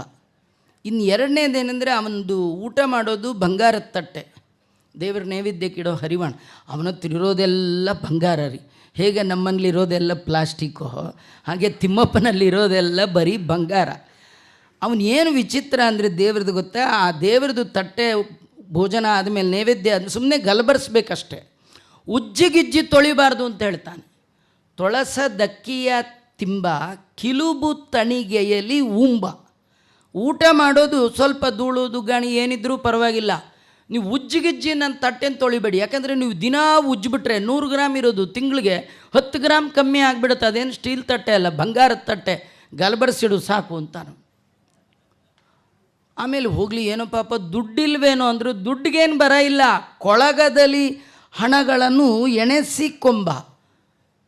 ಇಲ್ಲ ಕಾಸು ಎಂದು ಯಾರಾದರೂ ಸುಳ್ಳು ಮಾತಾಡಿದರೆ ಎಲ್ಲವನ್ನೂ ಕಸುಕೊಂಬ ಕಳ್ಳದೊರೆಗೆ ಜಯಮಂಗಳಂ. ಅವ್ನು ಕಳ್ಳರ ಕಿಂಗಂತ ದೇವರು. ಯಾಕಂದರೆ ಅವನು ಮಾಡೋಷ್ಟು ಕಳ್ಳತನ ಜಗತ್ತಲ್ಲಿ ಯಾರೂ ಮಾಡಲ್ಲ. ಯಾರೋ ಒಬ್ಬ ನಮ್ಮ ಥರದವನು ಬಿದ್ದ, ಅವನಿಗೆ ದೇವರಲ್ಲಿ ನಂಬಿಕೆ 3 ಕಾಸಿಲ್ಲ, ಆದರೆ ಅವನ ಸ್ನೇಹಿತರೆಲ್ಲ ಭಾರೀ ದೈವ ಭಕ್ತರು. ಅವರೆಲ್ಲ ವೀಕೆಂಡ್ ಅಂತ ಅಲ್ಲಿ ಇಲ್ಲಿ ಯಾಕೆ ಹೋಗೋದು, ತಿಮ್ಮಪ್ಪನ ದರ್ಶನಕ್ಕೆ ಹೋಗೋಣ ಅಂತ ಅವರೆಲ್ಲ ರೆಡಿ ಆದರು. ಇವನೊಬ್ಬನೇ, ಇವನಂದ ಅದೇನು ದೇವ್ರ ದರ್ಶನ ಅಂತ ಹೋಗ್ತಾರೆ, ಸುಮ್ಮನೆ ವೇಸ್ಟಪ್ಪ ಅಂತ. ನೀನು ಒಂದು ಸತಿ ಬಾ, ನಿಂಗೂ ಗೊತ್ತಾಗುತ್ತೆ, ದರ್ಶನ ಒಂದು ಸತಿ ಮಾಡು, ಹಾಗೆ ಹೀಗೆ ಏನೋ ಹೇಳಿದ್ರು. ನಾನೇನು ದೇವ್ರು ನೋಡೋಕ್ಕೆ ಬರಲ್ಲ, ನಿಮ್ಮ ಬಿಟ್ಟಿರೋಕ್ಕಾಗಲ್ಲ, ನಾನೊಬ್ಬನೇ ಏನು ಮಾಡಲಿ, ನಿಮ್ಮ ಜೊತೆಗೆ ಬರ್ತೀನಿ, ಹಾಳಾಗಿ ಹೋಗಲಿ ಅಂತ ಅಂದ್ಕೊಂಡ. ಅವ್ರ ಜೊತೆಗೆ ಹೊರಟ. ಅಲ್ಲಿ ನೋಡ್ದ ಸೆಲ್ಲೊಳಗೆ ಹಾಕಿಬಿಟ್ರು, ಅಂದರೆ ವೆಯ್ಟಿಂಗ್ ಹಾಲೆಲ್ಲ ಹಾಕಿಬಿಟ್ರು. ಕಾದು ನಿಮಿಷಕ್ಕೆ ದೇವ್ರನ್ನ ಬೈದ. ಈ ಪರಿ ದೇವ್ರು ನೋಡೋದು ಏನಿದೆ ನಂಗೆ ಅರ್ಥ ಆಗಲಿಲ್ಲಪ್ಪ. ಎಲ್ಲ ಕಡೆ ದೇವರಿದ್ದಾನೆ, ಅಂಥ ತಿಮ್ಮಪ್ಪಗಳು ಎಷ್ಟಿದೆಯೋ, ಬೆಂಗಳೂರಿನಲ್ಲಿ ಬೇಕಾಷ್ಟು ತಿಮ್ಮಪ್ಪನ ದೇವಸ್ಥಾನ, ಇಲ್ಲಿ ಬಂದು ಯಾಕೆ ಒದ್ದಾಡ್ತಿರೋ, ಅದೇನು ನಿಮ್ಮ ಹುಚ್ಚು ಅಂತ ಬೈತಾ ಇದ್ದ. ಇಡ್ಲಿ ಬಂತು ತಿಂದ, ವಡೆ ಬಂತು ತಿಂದ, ಹಾಗೆ ನಿದ್ದೆನೂ ಮಾಡ್ದ, ಕೂತಿದ್ದು ಗೊತ್ತೇ ಆಗಲಿಲ್ಲ. ಕಡೆಗೆ ಮುಂದೆ ಬಿಟ್ಟರು, ಹೋದ. ಅಲ್ಲ, ಬಿಟ್ಟ ಮೇಲೂ ಇಷ್ಟೊತ್ತಾಗತ್ತಾ, ಅದ್ಯಾಕೆ ದೇವರಲ್ಲಿ ನಿಂತಿದ್ದಾನೆ, ಹೊರಗೆ ಬಂದು ನೋಡಿ. ದೇವರು ಎಂಥ ಕಳ್ಳ ಅವನು. ಆ ಬೇಡಿ ಆಂಜನೇಯ, ನೀವೆಲ್ಲ ತಿರುಪ್ತಿ ನೋಡಿದಿರಿ, ಆ ಬೇಡಿ ಆಂಜನೇಯನ ಹತ್ರ ಓಪನಲ್ಲಿ ದೇವರು ನಿಂತುಬಿಟ್ಟಿದ್ರೆ ಈ ಕ್ಯೂಗಿ ದುಡ್ಡು ಗಿಡ್ಡು ಯಾವ ಪ್ರಾಬ್ಲಮ್ಮೇ ಇರಲಿಲ್ಲ. ಒಳಗೋಗಿ ನಿಂತ್ಕೊಂಡ. ಒಳಗೋಗಿ ಒಬ್ಬೊಬ್ಬರನ್ನೇ ಬಿಡಿ, ಬರೋರಿಗೆ ಅದರದ್ದು ಯೋಗ್ಯತೆ, ಅವರ ಧನಕ್ಕೆ ತಕ್ಕ ಹಾಗೆ ದರ್ಶನ. ಅವ್ರ ಧನ ಚೆನ್ನಾಗಿ ಕೊಟ್ಟಿದ್ರೆ ಹತ್ತಿರ ಕರೀರಿ, ಸೊಬ್ಬಿಲ್ದೆ ದೂರನೇ ಕಳಿಸಿ ಸಾಕು, ಪರವಾಗಿಲ್ಲ ಅಂಥೇಳಿ ಹೀಗೆಲ್ಲ ಭಾರಿ ವ್ಯವಹಾರ. ಎಷ್ಟೊತ್ತಾದರೂ ಬಿಡಲಿಲ್ಲ. ಕಡೆಗೆ ಹೋದ. ಅಲ್ಲಿ ಹೋಗುವಾಗೆಲ್ಲ ತಳ್ಳೋದು ಗಿಳ್ಳೋದು ನೋಡಿ ಬೈಕೊಂಡೇ ಹೋದ. ಏನು ದೇವರು ಏನು ಕತೆ ಅಂತ ಹೋದ. ದೇವರು ನೋಡ್ದ, ಸುಮ್ಮನೆ ಬಂದ. ಅವನಿಗೇನು ಭಕ್ತಿ ಇಲ್ಲ, ಭಾವ ಇಲ್ಲ, ಬಂದ. ಇವರೆಲ್ಲ ಉಳಿದವರೆಲ್ಲ ಏನು ಮಾಡಿದ್ರು, ಇರಪ್ಪ ದೇವ್ರಿಗೆ ಕಾಣಿಕೆ ಹಾಕ್ಬೇಕು, ಹುಂಡಿಗೆ ಹಾಕಬೇಕು ಅಂತ ಹುಂಡಿ ಎತ್ತು. ಅಲ್ಲೂ ಒಂದು ಕ್ಯೂ, ಹುಂಡಿಗೆ ದುಡ್ಡು ಹಾಕ್ಲಿಕ್ಕೂ ಕ್ಯೂ. ಇವನು ನೋಡ್ದ, ಇದೇನಯ್ಯ ಆಶ್ಚರ್ಯ, ದುಡ್ಡು ಹಾಕ್ಲಿಕ್ಕೆ ಇಷ್ಟು ಕ್ಯೂನಾ, ಅದಕ್ಕಿಷ್ಟ ಅಂಥೇಳಿ. ಅದು ಇಷ್ಟೆತ್ರ ಬೇರೆ ಕಟ್ಟಿದ್ರು. ಇವನು ಕ್ಯೂನಲ್ಲಿ ನಿಂತ. ಇವನು ದುಡ್ಡು ಹಾಕ್ಲಿಕ್ಕೆ ನಿಲ್ಲಿಲ್ಲ. ಅದೇನು ಯಾರ್ಯಾರು ಏನೇನು ಹಾಕ್ತಾರೆ ನೋಡೋಣ ಅಂತ ಕ್ಯೂನಲ್ಲಿ ನಿಂತೊಂದು ದೇವರ ಹುಂಡಿ ಹತ್ತಿರಕ್ಕೂ ಹೋದ. ಅವನು ಸ್ವಲ್ಪ ನನ್ನ ಹೈಟೇ ಇದ್ದ ಅನ್ಸತ್ತೆ, ಅವನಿಗೇನು ಕಾಣಲಿಲ್ಲ. ಅದನ್ನು ಹಿಡ್ಕೊಂಡು ಬಗ್ಗಿ ನೋಡೋಣ ಎಷ್ಟು ತುಂಬಿದೆ ಅಂಥೇಳಿ, ಅದರದ್ದು ರಿಂಗ್ ಇರುತ್ತೆ, ಅದು ಹಿಡ್ಕೊಂಡು ಹೀಗೆ ಬಗ್ಗು ನೋಡುವಾಗ ಏನಾಯಿತು, ಮಧ್ಯದ ಬೆರಳಿನ ವಜ್ರದ ಉಂಗುರ ಒಳಗಿಂದಿರಾರಮಣ ಗೋವಿಂದ ಬಿದ್ದೇ ಹೋಯಿತು. ಹೇಳೋ ಹಾಗಿಲ್ಲ, ಬಿಡೋ ಹಾಗಿಲ್ಲ. ಇಲ್ಲ ಕಾಸು ಎಂದು ಸುಳ್ಳು ಮಾತಾಡಿದರೆ ಎಲ್ಲವನ್ನು ಕಸುಕೊಂಬ ಕಳ್ಳ ದೊರೆಗೆ. ನೋಡಿ, ನೀವೆಲ್ಲರೂ ಬೀದಿಲಿ ಬೀಳಿಸ್ಕೊಂಡಿದ್ರೆ ಸಿಕ್ಕರೆ ಯಾರು ತಂದುಕೊಟ್ರು ಕೊಡ್ಬೋದು. ಹುಂಡಿಗೆ ಬಿದ್ದರೆ ಯಾರು ತಂದುಕೊಡ್ತಾರ? ಯಾರು ತಂದುಕೊಡಲ್ಲ. ಆ ಭಗವಂತನ ಮಹಿಮಾ ಅಂಥದ್ದು. ಸೀನಪ್ಪ ನಾಯಕ, ಈ ಸೀನಪ್ಪ ನಾಯಕನೇ ಇವನಲ್ಲಿ ಒಂದು ಸನ್ನಿಧಾನ, ಯಾರಿಗೂ ಕೊಡುವಂಥ ಇದೇ ಇಲ್ಲ. ಕೊಡ್ದಿಲ್ಲಿ ನಡೀಲಾರದ ಹರಕು ನೋಟು, ಮುರುಕು ನೋಟು, ತೂತು ಬಿದ್ದ ಕಾಸುಗಳದೇ ಒಂದು ಬೇರೆ ಒಂದು ತಿಜೋರಿ ಮಾಡಿದರು. ಒಂದು 3 ಗಂಟೆಗಳು ತುಂಬ ಅದನ್ನಿಟ್ಟಿದ್ರು. ಅದು ಎಲ್ಲಿ ಕೊಟ್ಟರೂ ನಡೆಯಲ್ಲ, ಹುಂಡಿಗೆ ಹಾಕಿದ್ರೆ ಮಾತ್ರ ಹೋಗುತ್ತೆ, ಇನ್ನೆಲ್ಲಿಯೂ ಹೋಗಲ್ಲ. ಅಂಥ ಕಾಸಿತ್ತು. ಅಂಥ ಕಾಸುಗಳು 3 ಚೀಲ ತಂದು ಆ ಬ್ರಾಹ್ಮಣನ ಮುಂದೆ ಹಾಕ್ಬಿಟ್ಟ. ಬ್ರಾಹ್ಮಣ ಹಿರಿ ಹಿಗ್ಗಿಬಿಟ್ಟ. 6 ತಿಂಗಳು ಬಂದದ್ದು ಸಾರ್ಥಕ ಆಯಿತು. 3 ಥೈಲಿ ಹೊನ್ನು ಕೊಡ್ತಾ ಇದ್ದಾನೆ ಸೀನಪ್ಪ ನಾಯಕ ಅಂತ ಹಾಕಿಬಿಟ್ಟು ಸೀನಪ್ಪ ನಾಯಕರು ಹೇಳಿದ್ರಂತೆ, ಇದರೊಳಗೆ 1 ದುಡ್ಡು ಆರಿಸ್ಕೋ ಅಂದ್ರಂತೆ. 1 ನಾಣ್ಯ ಎಲ್ಲ ಅಂದರೆ ಕಿಲುಬಾಗಿದೆ, ತೂತು ಬಿದ್ದಿದೆ, ನಡೆಯಲ್ಲ, ಆದರೂ ಕೊಡಲಿಕ್ಕೆ ರೆಡಿ ಇಲ್ಲ. ಇದೆಲ್ಲ ಕತೆ ಅವ್ರದ್ದಲ್ಲ, ಇದೆಲ್ಲ ನಮ್ಮದೇ ಕತೆ. ನಮ್ಮ ಕಥೆ ಅವರ ಹೆಸರಿನಲ್ಲಿ ನಡೀತು. ನಾವು ತಿಳಿಬೇಕು ಅದರ ಸಾರಾಂಶ. ಆಧ್ಯಾತ್ಮ ಚಿಂತನೆಯನ್ನು ನಾನು ಕಡೆಯಲ್ಲಿ ನಿಮಗೆ ನಾನು ತಿಳಿಸ್ತೇನೆ. ಎಲ್ಲ 3 ಥೈಲಿಯ ಹೊನ್ನನ್ನು ಹಾಕಿ 1 ದುಡ್ಡು ಆರಿಸ್ಕೊ ಅಂದರೆ ತಿಮ್ಮಪ್ಪ ಅಂದ, ರಿಸರ್ವ್ ಬ್ಯಾಂಕಿಗೆ ಓನರ್ ನಾನು, ಲಕ್ಷ್ಮೀಪತಿ ಅಂತ ನನಗಿಂತ ಕಿಲುಬು ಕಾಸು ಹಾಕ್ತೀಯ, ಯಾರಿಗೆ ಬೇಕು ನೀವೇ ಇಟ್ಕೊಳ್ಳಿ, ನಿಮ್ಗೆ ಒಳ್ಳೆಯದಾಗಲಿ ಅಂಥೇಳಿ 1 ದುಡ್ಡು ತಗೊಳ್ಳದೆ ಹೊರಟುಬಿಟ್ಟು. ಸೀನಪ್ಪ ನಾಯಕರಿಗೆ ಇಷ್ಟು ಖುಷಿ ಆಯಿತು. ₹1,00,000 ಲಾಟ್ರಿ, ಒಂದು ವೇಸ್ಟ್ ಆಗಲಿಲ್ಲಲ್ಲ. ಬರ ಬಳದು ಮತ್ತೆ ಎಲ್ಲ ಕಟ್ಟಿ ಒಳಗಿಟ್ಕೊಂಡು ಲಾಕರಲ್ಲಿ ಇಟ್ಬಿಟ್ರು. ಈ ದೇವರು ಸತ್ಯ ಸಂಕಲ್ಪ, ಅವನೊಮ್ಮೆ ಅಂದ್ಕೊಂಡ್ರೆ ಅದರಂತೆ ನಡ್ಕೊಳ್ತಾನೆ. ಆ ದೇವ್ರಿಗೆ ಆಸೆ ಏನಿತ್ತು, ಮಗನ ಮುಂಜಿಗೆ ಇವರು ಫ್ಯಾಮಿಲಿಯಿಂದ ಏನಾದ್ರು ಒಂದು ಕಲೆಕ್ಷನ್ ಮಾಡಬೇಕು ಅಂತ. ಮುಂದಿನ ಬಾಗಿಲಲ್ಲಿ ಕೊಡಲಿಲ್ಲ. ದೇವರೇನು ಮಾಡ್ದ, ಮೊಟ್ಟ ಮೊದಲ ಬಾರಿಗೆ ನಿಮ್ಮ ಕೆಲಸ ಫ್ರಂಟ್ ಡೋರಲ್ಲಿ ಆಗದಿದ್ದರೆ ಬ್ಯಾಕ್ ಡೋರಲ್ಲಿ ಹೋಗುವ ಸಂಸ್ಕೃತಿಯನ್ನು ತೋರಿಸಿಕೊಟ್ಟದ್ದೇ ಕೃಷ್ಣ. ಈ ಮುದುಕ ಏನು ಮಾಡ್ದ, ಬ್ಯಾಕ್ ಡೋರ್ ಹೋದ. ಆ ಬ್ಯಾಕ್ ಡೋರಲ್ಲಿ ಮನೆ, ಈ ಕೆಲವರು ಹಾಗೆ ಮಾಡಿರ್ತಾರೆ, ಮುಂದೆ ಆಫೀಸು ಹಿಂದೆ ಮನೆ. ಇದನ್ನು ಮೊಟ್ಟ ಮೊದಲಿಗೆ ತೋರಿಸ್ಕೊಟ್ಟವರು ಪುರಂದರದಾಸರು. ಮುಂದೆ ಆಫೀಸ್ ಇತ್ತು, ಹಿಂದೆ ಮನೆ ಇತ್ತು. ಕೃಷ್ಣ ವೃದ್ಧ ಬ್ರಾಹ್ಮಣನ ವೇಷದಲ್ಲಿ ಹಿಂದೆ ಹೋದ. ಹೆಂಡತಿ ಮಹಾ ಸಾಧ್ವಿರಿ, ಇಂಥ ದೇವರು ಅಪರೂಪ ಅಪರೂಪ ಹೆಂಡತಿಗಳನ್ನು ಕೊಟ್ಟಿರ್ತಾನೆ. ಆತ ಎಷ್ಟು ಜಿಪಣ, ಈತ ಅಷ್ಟೇ ಧಾರಾಳಿ, ಆದರೆ ಮಾಡಲಿಕ್ಕೇನಿಲ್ಲ, ಮನಸ್ಸು ತುಂಬ ಇತ್ತು. ಸರಿ, ಅವ್ರನ್ನ ಹೋಗಿ ಕೇಳ್ತಾ ಇದ್ದಾನೆ ಬ್ರಾಹ್ಮಣ, ಮಗನಿಗೆ ಮುಂಜಿ ಏನಾದರೂ ಕೊಡಬೇಕಲ್ಲ ಅಂತ. ಅದಕ್ಕೆ ಅವಳಂದ್ಲು, ನನ್ನ ಹತ್ರ ಏನಿದೆ ಅಂತ. ಈಗೇನು ಆ ಪ್ರಸಂಗ ಇಲ್ಲ, ಎಲ್ಲರ ಹತ್ರ ದುಡ್ಡಿದೆ, ಗಂಡನಿಗಿಂತೂ ಹೆಂಡತಿ ಹತ್ರನೇ ಜಾಸ್ತಿ ದುಡ್ಡಿದೆ. ಯಾರ ಹತ್ರ ಎಷ್ಟಿದೆ ಮುಖ್ಯ ಅಲ್ಲ, ಹೇಗೆ ಬಳಸ್ತಾ ಇದ್ದಾರೆ, ಅದರ ವಿನಿಯೋಗ ಹೇಗಾಗ್ತಾ ಇದೆ, ಸದ್ವಿನಿಯೋಗ ಆಗ್ತಾ ಇದೆಯಾ, ದುರ್ವಿನಿಯೋಗ ಆಗ್ತಾ ಇದೆಯಾ. ನೀವು ಸ್ವಲ್ಪ ಪ್ರವಚನ ಮುಗಿದ ಮೇಲೆ, ಫಂಕ್ಷನ್ ಆದಮೇಲೆ ನೀವೇ ನಿಮ್ಮ ಮನೆಗೆ ಹೋಗಿ ನೀವೇ ಕೂತ್ಕೊಂಡು ನಿಮಗೆ ಎಷ್ಟು ದುಡ್ಡು ಬಂತು ಅದನ್ನು ಹೇಗೆ ವಿನಿಯೋಗ ಮಾಡಿದಿರಿ ಹೇಳಿ. ಅದು ಉಪನ್ಯಾಸದಲ್ಲಿ ಹೇಳುವಂಥದ್ದಲ್ಲ. ಎಷ್ಟು ದುಡ್ಡು ದುರ್ವಿನಿಯೋಗ ಆಗ್ತಾ ಇದೆ ಅನ್ನೋದು ನಿಮಗೇ ಗೊತ್ತಾಗತ್ತೆ. ಹಿಂದಿನ ಕಾಲದಲ್ಲಿ ನಮ್ಮ ಮನೇಲಿ ಹೆಣ್ಣು ಮಕ್ಕಳುಗಳು ಯಾರು ಕೆಲಸಕ್ಕೇನು ಹೋಗ್ತಿರಲಿಲ್ಲ, ಆದರೆ ಯಾರೂ ಬಡವರಾಗಿರಲಿಲ್ಲ, ಯಾರಿಗೆ ನೆಮ್ಮದಿ ಕಡಿಮೆ ಇರಲಿಲ್ಲ. ಇವತ್ತೆಲ್ಲರಿಗೆ ಬೇಕಾದಷ್ಟು ದುಡ್ಡಿದೆ, ನೆಮ್ಮದಿ ಮಾತ್ರ ಇಲ್ಲ. ಯಾಕೆ? ಇಬ್ಬರು ಸಾಫ್ಟ್ವೇರು, ಮನೆಗೆ ಬರುವಾಗ ಇಬ್ಬರು ಹಾರ್ಡ್ವೇರು, ಕಾಫಿ ಕೊಡೋರು ಗತಿ ಇಲ್ಲ, ಆನ್ಲೈನ್ ಬುಕ್ಕು, ಇಂದಿರಾ ರಮಣ ಗೋವಿಂದ ಗೋವಿಂದ. ಅವಳಂದ್ಲು, ನನ್ನ ಹತ್ರ ಎಲ್ಲಿದೆ ದುಡ್ಡು ಅಂದ್ಲು. ನನ್ನ ಹತ್ರ ಸ್ವಂತ ದುಡ್ಡು. ಇದ್ರ ಕಥೆ ಏನು ಗೊತ್ತಾ? ಯಾರ್ದೋ ದುಡ್ಡು ದಾನ ಮಾಡಲಿಕ್ಕೆ ಬರಲ್ಲ ರೀ. ಯಾವ ದುಡ್ಡು ದಾನ ಮಾಡಬೇಕು? ದಾಸರದು ಒಂದು ಪದ್ಯ ಇದೆ, ಏನೂ ಇಲ್ಲದ 2 ದಿನದ ಸಂಸಾರ, ಜ್ಞಾನದಲ್ಲಿ ದಾನ ಧರ್ಮವ ಮಾಡಿರಯ್ಯ. ದಾನ ಧರ್ಮವ ಮಾಡಿರಯ್ಯ ಅಂದರೆ ದಾನ ಧರ್ಮ ಇದೆರಡು ಬೇರೆ ಬೇರೆ ಅಲ್ಲ ರೀ. ಧರ್ಮದ ದುಡ್ಡಿದ್ದರೆ ದಾನ ಮಾಡಿರಯ್ಯ. ನಿಮ್ಮ ಹತ್ರ ಧರ್ಮದ ದುಡ್ಡಿಲ್ಲ, ನೀವು ದುಡ್ಡನ್ನು ಯಾರಿಗಾದರೂ ದಾನ ಮಾಡಬೇಕಾದ್ರೆ ಆ ದುಡ್ಡು ನಿಮಗೆ ಬಂದದ್ದು ಹೇಗೆ ಅಂತ ಭಗವಂತ ನೋಡ್ತಾನೆ. ನ್ಯಾಯ ಮಾರ್ಗದಲ್ಲಿ ಸಂಪಾದನೆ ಮಾಡಿದ್ದೀರಾ, ಅನ್ಯಾಯ ಮಾರ್ಗದಲ್ಲಿ ಸಂಪಾದನೆ ಮಾಡಿದ್ದೀರಾ, ಅದು ಬಹು ಮುಖ್ಯ ಆಗತ್ತೆ. ಧರ್ಮದಿಂದ ಸಂಪಾದನೆ ಮಾಡಿರಬೇಕಂತೆ. 4 ಧರ್ಮ, ಅರ್ಥ, ಕಾಮ, ಮೋಕ್ಷ ಪುರುಷಾರ್ಥಗಳು. ಇದು ಒಂದಕ್ಕೊಂದು ಲಿಂಕ್ ಇದೆ ರೀ. ಧರ್ಮದಿಂದ ಅರ್ಥ ಬರಬೇಕು, ಅರ್ಥದಿಂದ ಮೋಕ್ಷದ ಕಾಮನೆ ಬರಬೇಕು. ಹಾಗಾಗಿ ಧರ್ಮದ ದುಡ್ಡಿದೆಯಾ, ನಿಂದು ಅಂತಿದೆಯಾ, ನೀನು ಬೆವರು ಸುರಿಸಿದ ಧನ ನಿನ್ನ ಬಳಿ ಇದೆಯಾ ಅಂತ. ಅದಕ್ಕೆ ಅವಳಂದ್ಲು, ನಾನು ನಿಜವಾಗಿಯೂ ಅವಳು ಕುತ್ತಿಗೆಯಲ್ಲಿ, ಕೈಯಲ್ಲಿ, ಕಾಲಲ್ಲಿ ಬೇಕಾದಷ್ಟು ಒಡವೆ ವಸ್ತುಗಳೆಲ್ಲ ಇತ್ತು.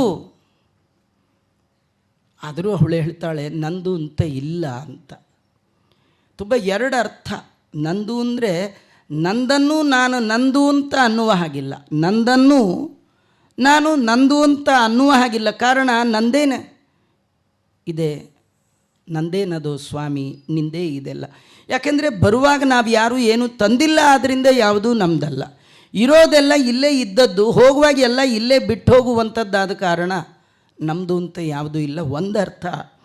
ನಂದು ದಾನ ಮಾಡಲಿಕ್ಕೆ ಪರ್ಸನಲ್ ಅಂತ ನನ್ನ ಹತ್ರ ಯಾವುದೂ ಇಲ್ಲ ಅಂತ ಅವಳು ಹೇಳಿದರೆ, ದೇವರು ಬಿಡಲಿಲ್ಲ ರೀ, ಅವನು ಮುದುಕ ಬಿಡಲೇ ಇಲ್ಲ. ಯಾಕಂದರೆ ಸತ್ಯ ಸಂಕಲ್ಪ. ಅವನು ತೊಗೊಂಡು ಹೋಗಬೇಕು ಅಂತ ಒಮ್ಮೆ ಸಂಕಲ್ಪ ಮಾಡಿದ್ರೆ, ಏನೋ ದೇವರು ನಿಮ್ಮ ಕಡೆಯಿಂದ ತೊಗೊಳ್ಬೇಕು ಅಂತ ಮನಸ್ಸು ಮಾಡಿದ್ರೆ, ಹೇಗೋ ನಿಮ್ಮ ಕೈ ಕೊಟ್ಟು ಏನೋ ಮಾಡಿ ಏನೋ ತೊಗೊಳ್ತಾನೆ, ಹೇಗೋ ತೊಗೊಳ್ತಾನೆ. ಅವಳಿಗೇನು ಕೊಟ್ಟ ಅಂದರೆ ಬುದ್ಧಿ ಕೊಟ್ಟನಂತೆ. ಏನು ಬುದ್ಧಿ ಕೊಟ್ಟ? ದೇವರಂತಾನೆ, ನೋಡು, ನೀನು ಕುತ್ತಿಗೆಯಲ್ಲಿ ಕಟ್ಕೊಂಡಿರೋ ಮಾಂಗಲ್ಯ ನಿಮ್ಮ ಯಜಮಾನ್ರು ಕಟ್ಟಿರ್ಬೋದು, ಕೈಯಲ್ಲಿ ಹಾಕಿರೋ ಬಂಗಾರದ ಬಳೆ ಅದು ನಿಮ್ಮ ಯಜಮಾನ್ರು ಹಾಕಿರೋದು. ಈ ಮುದ್ಕನ್ಗೆ ಅದೆಲ್ಲ ಇಲ್ಲಿ ಗೊತ್ತಿರಿ, ಗೊತ್ತಿಲ್ಲದೆ ಅಂದ್ರಿ ಇವ್ ಕಳ್ಳ, ಗೊತ್ತಿಲ್ಲ ಇಲ್ಲೇ ಇಲ್ಲ. ಅಂತರ್ಬಹಿಶ್ಚ ತತ್ಸರ್ವಂ ವ್ಯಾಪ್ಯ ನಾರಾಯಣ ಸ್ಥಿತ. ಅಣುರೇಣು ತೃಣಕಾಷ್ಟ ಪರಿಪೂರ್ಣನಾದ ಪರಮಾತ್ಮನಿಗೆ ಗೊತ್ತಿಲ್ಲದ ಸುದ್ದಿ ಯಾವುದಿದೆ? ಯಾಕೆಂದರೆ ಬಳೆ ಹಾಕುವಾಗೂ ನೋಡ್ತಾ ಇದ್ದವನು ಇವನೇ, ಹಾಕಿದವನು ಒಳಗಿದ್ದವನು ಇವನೇ, ಹಾಕಿಸ್ಕೊಳ್ಳೋರು ಎಲ್ಲರೊಳಗೆ ತಾನಿಪ್ಪ, ತನ್ನೊಳಗೆ ಎಲ್ಲರನ್ನು ಧರಿಸಿಕೊಂಡಿಹ. ಜಗದಾದ್ಯಂತಗಳ ಬಲ್ಲ ಬಹುಗುಣ ಭರಿತ ದಾನವ ದಲ್ಲಣ ಸೊಲ್ಲಲಾಲಿಸಿ ಕಂಬದಿಂದಲಿ ಬಂದ ಬಕುತನಿಗೆ ಅವನೇ ಇವರ ಮನೆಗೆ ಬಂದಿದ್ದಾನೆ. ಕೈಯಲ್ಲಿರೋ ಬಳೆ ನಿಮ್ಮ ಯಜಮಾನರು ಕೊಟ್ಟಿದ್ದು ಎಲ್ಲ ಸರಿಯೇ, ನಿನ್ನ ಮೂಗಲ್ಲಿದೆಯಲ್ಲ ಅದು ನಿಮ್ಮ ಮನೆಯಿಂದ ನೀ ತಂದದ್ದು, ಅದು ನಿಂದು. ಇದ್ರ ಮೇಲೆ ನಿಮ್ಮ ಯಜಮಾನ್ರದ್ದೇನು ಹಕ್ಕಿಲ್ಲ, ಇದು ನಿನ್ನ ಸ್ವಂತದ್ದು. ಇಷ್ಟೇ ಅಂದುಬಿಟ್ಟ. ಇಷ್ಟಂದ ತಕ್ಷಣ ಅವಳಿಗನ್ನಿಸ್ತು, ಹಾಗಾದ್ರೆ ಇದನ್ನು ನಾನು ದಾನ ಮಾಡ್ಬೋದು. ತುಂಬ ಹೊತ್ತು ಕಾಯಿಲೆ ಇಲ್ಲಂತ್ರಿ. ಯಾವಾಗಲೂ ಸತ್ಕರ್ಮ ಮಾಡುವಾಗ ಅದನ್ನು ಪೋಸ್ಟ್ಪೋನ್ ಮಾಡಬಾರ್ದು. ದುಷ್ಟಕರ್ಮ ಮಾಡುವಾಗ ಪ್ರೀಪೋನ್ ಮಾಡ್ಕೊಳ್ಬಾರ್ದು. ಸುಮ್ಮನೆ ಎರಡಕ್ಕೂ ಉದಾಹರಣೆ ಕೊಡ್ತೀನಿ. ಏಕಾದಶಿ ದಿನ ತಿನ್ನಬೇಕು ಅನಿಸಿದ್ರೆ ಬೆಳಗ್ಗೆ ತಿನ್ನಬೇಡಿ, ತಿನ್ನಿ. ಉಪ್ಪಿಟ್ಟು ಮಾಡ್ಕೊಳ್ಳಿ, ಕಾಫಿ ಫ್ಲಾಸ್ಕಲ್ಲಿ ಹಾಕ್ಕೊಳ್ಳಿ, ಸ್ವಲ್ಪ ದೂರ ಇಡಿ, ಅದರಿಂದ ಸ್ವಲ್ಪ ದೂರ ಕೂತ್ಕೊಳ್ಳಿ. ನೀವು ಯೋಚನೆ ಮಾಡಿ, 10 ಗಂಟೆ ತನಕ ಟ್ರೈ ಮಾಡ್ತೀನಿ ಆಚಾರ್ಯ, ನೋಡೋಣ ಅಂತ. 10 ಗಂಟೆ ಆದ ತಕ್ಷಣ ಇನ್ನೊಂದು ಚೂರು ದೂರ ತಳ್ಳಿ, ಪರವಾಗಿಲ್ಲ ಇನ್ನೊಂದು ಅರ್ಧ ಗಂಟೆ ಇರ್ಬೋದು ಅಂತ. ಹಾಗೆ ಆ ತಿನ್ನೋದನ್ನು ದೂರ ದೂರ ದೂರ ಮಾಡ್ತಾ ಸುಸ್ತಾಯಿತು ಅಂತ ಮುಸ್ಕ ಹಾಕ್ಕೊಂಡು ಮಲ್ಕೊಂಡ್ಬಿಡಿ. ಬೆಳಗ್ಗೆ ಆದರೆ ದ್ವಾದಶಿ ಆಗಿಬಿಟ್ಟಿದ್ದರೆ ನಿಮ್ಮ ಪುಣ್ಯ, ಒಂದು ಏಕಾದಶಿ ಫ್ರೀಯಾಗಿ ನಿಮಗೆ ಫಲ ಬಂತು. ಕೆಟ್ಟದ್ದನ್ನು ಅರ್ಜೆಂಟ್, ನಿಮಗೆ ಆಶ್ಚರ್ಯ ಗೊತ್ತಾ, ಏಕಾದಶಿ ದಿನ ಬೆಳಗ್ಗೆ 4:00ವರೆಗೆ ಹಶ್ವಾಗಿಬಿಡತ್ತೆ. ಅದು ಬೇಕಂತಲೇ, ಅದು ಆ ಹೊಟ್ಟೆದು ದುರ್ಬುದ್ಧಿ, ಆ ಮನುಷ್ಯನ ಬುದ್ಧಿ ಅಂಥದ್ದು.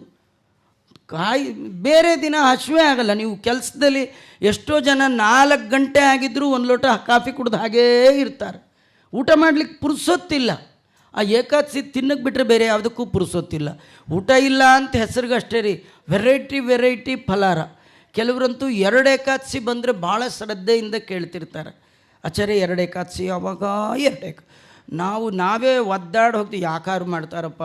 ಕೆಲವರು ಬುದ್ಧಿವಂತರು 2 ಏಕಾದಶಿ ಬಂದರೆ ಸ್ವಾಮಿಗಳಿಗೊಂದು ನಮಗೊಂದು ಅಂತ ಬಿಟ್ಟುಬಿಡ್ತಾರೆ. ಇನ್ನು ಕೆಲವರು 2 ಏಕಾದಶಿ ಬಂದರೆ ಭಾರಿ ಇಂಟ್ರೆಸ್ಟು. ಯಾವಾಗ 2 ಏಕಾದಶಿ, ನಾವು ಏನಿಷ್ಟು ಶ್ರದ್ಧೆಯಿಂದ ಕೇಳ್ತಾ ಇದ್ದಾರೆ, ಎರಡೂ ಮಾಡ್ತೀರಾ? ಇಲ್ಲ ಒಂದಿನ ದೋಸೆ ಒಂದಿನ ಇಡ್ಲಿ ಇಟ್ಕೋಬೇಕು ಅಂತ ಅವ್ರು ಕೇಳೋದೇ ವಿನಃ 2 ಏಕಾದಶಿ ಮಾಡಲಿಕ್ಕಲ್ಲ. ಹಾಗಾಗಿ ಈ ಶ್ರದ್ಧೆ ನೋಡಿದಾಗ ವಿಚಾರ ಮಾಡಬೇಕಾಗತ್ತೆ. ಇವಳಿಗೆ ಭಾಳ ಶ್ರದ್ಧೆ, ಇವಳಿಗೆ ಅವು ಹೇಳಿದ್ದೆ ತಡ, ಚೂರು ಯೋಚನೆ ಮಾಡದೆ ಆ ಮೂಗುತಿಯನ್ನು ತೆಗೆದದ್ದೇ ಕೃಷ್ಣಾರ್ಪಣ ಅಂತ ಕೊಟ್ಬಿಟ್ಲು. ಭಾಳ ದೊಡ್ಡದ್ರಿ. ಕೊಡಬೇಕಂದ್ರೆ ತುಂಬ ಧೈರ್ಯ ಬೇಕು. ದುಡ್ದದ್ದು, ಕಷ್ಟಪಟ್ಟು ಬೆವರು ಸುರಿಸಿ ದುಡ್ದದ್ದನ್ನು ಕೈ ಎತ್ತಿ ಕೊಡಬೇಕಾದ್ರೆ ಭಾರಿ ಧೈರ್ಯ ಬೇಕು. ಯಾವ ಧೈರ್ಯ? ಕೆಲವರಿಗೆ ಧೈರ್ಯ ಅಲ್ಲ ರೀ, ಈಗೇನೋ ದುಡ್ದಿದ್ದೀವಿ, ನೀವು ಕೇಳ್ತಾ ಇದ್ದೀರಿ, ಕೊಟ್ಬಿಡ್ತೀವಿ. ನಾಳೆ ಏನು ಮಾಡೋದು? ಅಧೈರ್ಯ ನಿಮಗೆ ನಾಳೆ ಬಗ್ಗೆ ಅಲ್ವಾ? ಏನು ಧೈರ್ಯ ಗೊತ್ತಾ? ಇವತ್ತು ಕೊಟ್ಟ ದೇವರು ನಾಳೆ ಕೊಡದೇ ಇರ್ತಾನ? ಹುಟ್ಟಿಸಿದಾತ ಹೊಣೆಗಾರನಾದ ಮೇಲೆ ಗಟ್ಟಿಯಾಗಿ ಸಲಹುವನು. ಇದಕ್ಕೆ ಡೌಟ್ ಬೇಡ. ಕಲ್ಲೊಳಗೆ ಪುಟ್ಟಿ ಕೂಗುವ ಕಪ್ಪೆಗೆ ಅಲ್ಲೇ ಆಹಾರ. ಇತ್ತವರು ಯಾರೋ? ಈ ಕಥೆ ಏನು ಗೊತ್ತಾ? ಈ ಹೋಮ್ ಡೆಲಿವರಿ ಅಂತಾರಲ್ಲ, ಮೊಟ್ಟ ಮೊದಲ ಬಾರಿಗೆ ದೇವರು ತೋರಿಸ್ಕೊಟ್ಟಿದ್ದಿದ್ದು. ಕಪ್ಪೆ ಅಲ್ಲೇ ಇರುತ್ತೆ, ಅದೇನು ಬಂದು ಎಲ್ಲೂ ನಿಂತ್ಕೊಳ್ಳಲ್ಲ, ಅಲ್ಲೇ ಕಳಿಸ್ತಾನೆ. ಅಲ್ಲಿಗೆ ಕೊಟ್ಟವರು ಯಾರೋ? ಗಿಡದಿಂದ ಗಿಡಕ್ಕೆ ಹಾರುವ ಹಕ್ಕಿಗೆ ಪಡಿಯ ನಳೆಯದೆ. ಪಡಿ ಅವರ ಶಬ್ದ. ಪಡಿ ಅಂದರೆ ಎಷ್ಟು ಕೊಡಬೇಕು ಅಷ್ಟೇ ಕೊಡ್ತಾನೆ ದೇವರು. ಜಾಸ್ತಿನೂ ಕೊಡಲ್ಲ, ಕಮ್ಮಿನೂ ಕೊಡಲ್ಲ, ನಮ್ಮ ಯೋಗ್ಯತೆ. ಪಡಿ ಅಳೆಯದೆ ಬಿಡುವನೆ, ಯಾಕೆ ಕಕುಲಾತಿ ಪಡುವಿ. ಲೋಕ ಮೂರನು ಆಳ್ವ ಶ್ರೀನಿವಾಸನು ನಮ್ಮ ಸಾಕಲಾರದೆ ಬಿಡುವನೆ. ನೋಡಿ, ನಾವು ಹುಟ್ಟಕ್ಕೆ ಮುಂಚೆ ಇಡೀ ನಮ್ಮ ಲೈಫ್ ಟೈಮಲ್ಲಿ ನಾವು ತಿನ್ನುವಷ್ಟು ಹುರುಳಿಕಾಯಿ ಮೊದಲೇ ದೇವರು ಕಳಿಸ್ಬಿಟ್ಟಿದ್ದಾನೆ. ಇಡೀ ನಮ್ಮ ಲೈಫ್ ಟೈಮಲ್ಲಿ ನಾವು ತಿನ್ನುವ ಸಕ್ಕರೆ ಕಳಿಸಿದ್ದಾನೆ, ಅಕ್ಕಿ ಕಳಿಸಿದ್ದಾನೆ. ಅದನ್ನೆಲ್ಲ ಸೃಷ್ಟಿ ಮಾಡಿ ಆದಮೇಲೆ ನಮ್ಮನ್ನು ಸೃಷ್ಟಿ ಮಾಡಿರೋದ್ರಿ. ನಮ್ಮನ್ನು ಸೃಷ್ಟಿ ಮಾಡಿದ್ಮೇಲೆ ಅವನ್ನೆಲ್ಲ ಸೃಷ್ಟಿ ಮಾಡಲಿಲ್ಲ. ಒಬ್ಬ ಜೀವ ಭೂಮಿಗೆ ಬರುವಾಗಲೇ ಅವನಿಗೆ ತಿನ್ನಲಿಕ್ಕೆ, ಉಣ್ಲಿಕ್ಕೆ, ವಾಸಕ್ಕೆ ಬೇಕಾಗುವಷ್ಟು ಎಲ್ಲ ಫೆಸಿಲಿಟಿ ವ್ಯವಸ್ಥೆ ಮಾಡಿ ಆಮೇಲೆ ನಮ್ಮನ್ನು ಸೃಷ್ಟಿ ಮಾಡಿದ್ದಾನೆ. ನೀವು ಯಾವುದಾದ್ರು ಮದುವೆ ಮನೆಗೆ ಹೋದಾಗ ಆ ಹೆಣ್ಣಿನ ತಂದೆ ನಿಮ್ಮನ್ನು ನೋಡಿ, ಓಹ್ ನೀವು ಬಂದ್ರಾ ಅಂಥೇಳಿ ಅಡುಗೆಯವ್ರಿಗೆ ಇನ್ನೊಂದು 100 ಗ್ರಾಮ್ ಬೇಳೆ ಹಾಕಪ್ಪ, ಅವರೊಬ್ಬರು ಬಂದರು, ಓ ನೀವು ಬಂದ್ರಾ ಇನ್ನೊಂದು 100, ಹಂಗೆ ಹೇಳೋದೇ ಇಲ್ಲ ರೀ. ಮೊದಲು ಅಡುಗೆ ಎಲ್ಲ ತಯಾರಿ ಮಾಡಿಸೇ ನಿಮ್ಮನ್ನು ಕರೆದಿರ್ತಾನೆ. ಇವನಿಗೆ ಇಷ್ಟಿರುವಾಗ ಭಗವಂತ ಹೇಗಿರಬೇಡ? ಹಾಗಾದರೆ ಧೈರ್ಯ ಇದಿರಬೇಕು. ಕೊಟ್ಟ ದೇವರು ಕೊಟ್ಟೇ ಕೊಡ್ತಾನೆ ಎನ್ನುವ ಧೈರ್ಯ ಇದ್ದಾಗ ಮಾತ್ರ ಎತ್ತಿ ಕೊಡುವ ಯೋಗ್ಯತೆ ಬರುತ್ತೆ.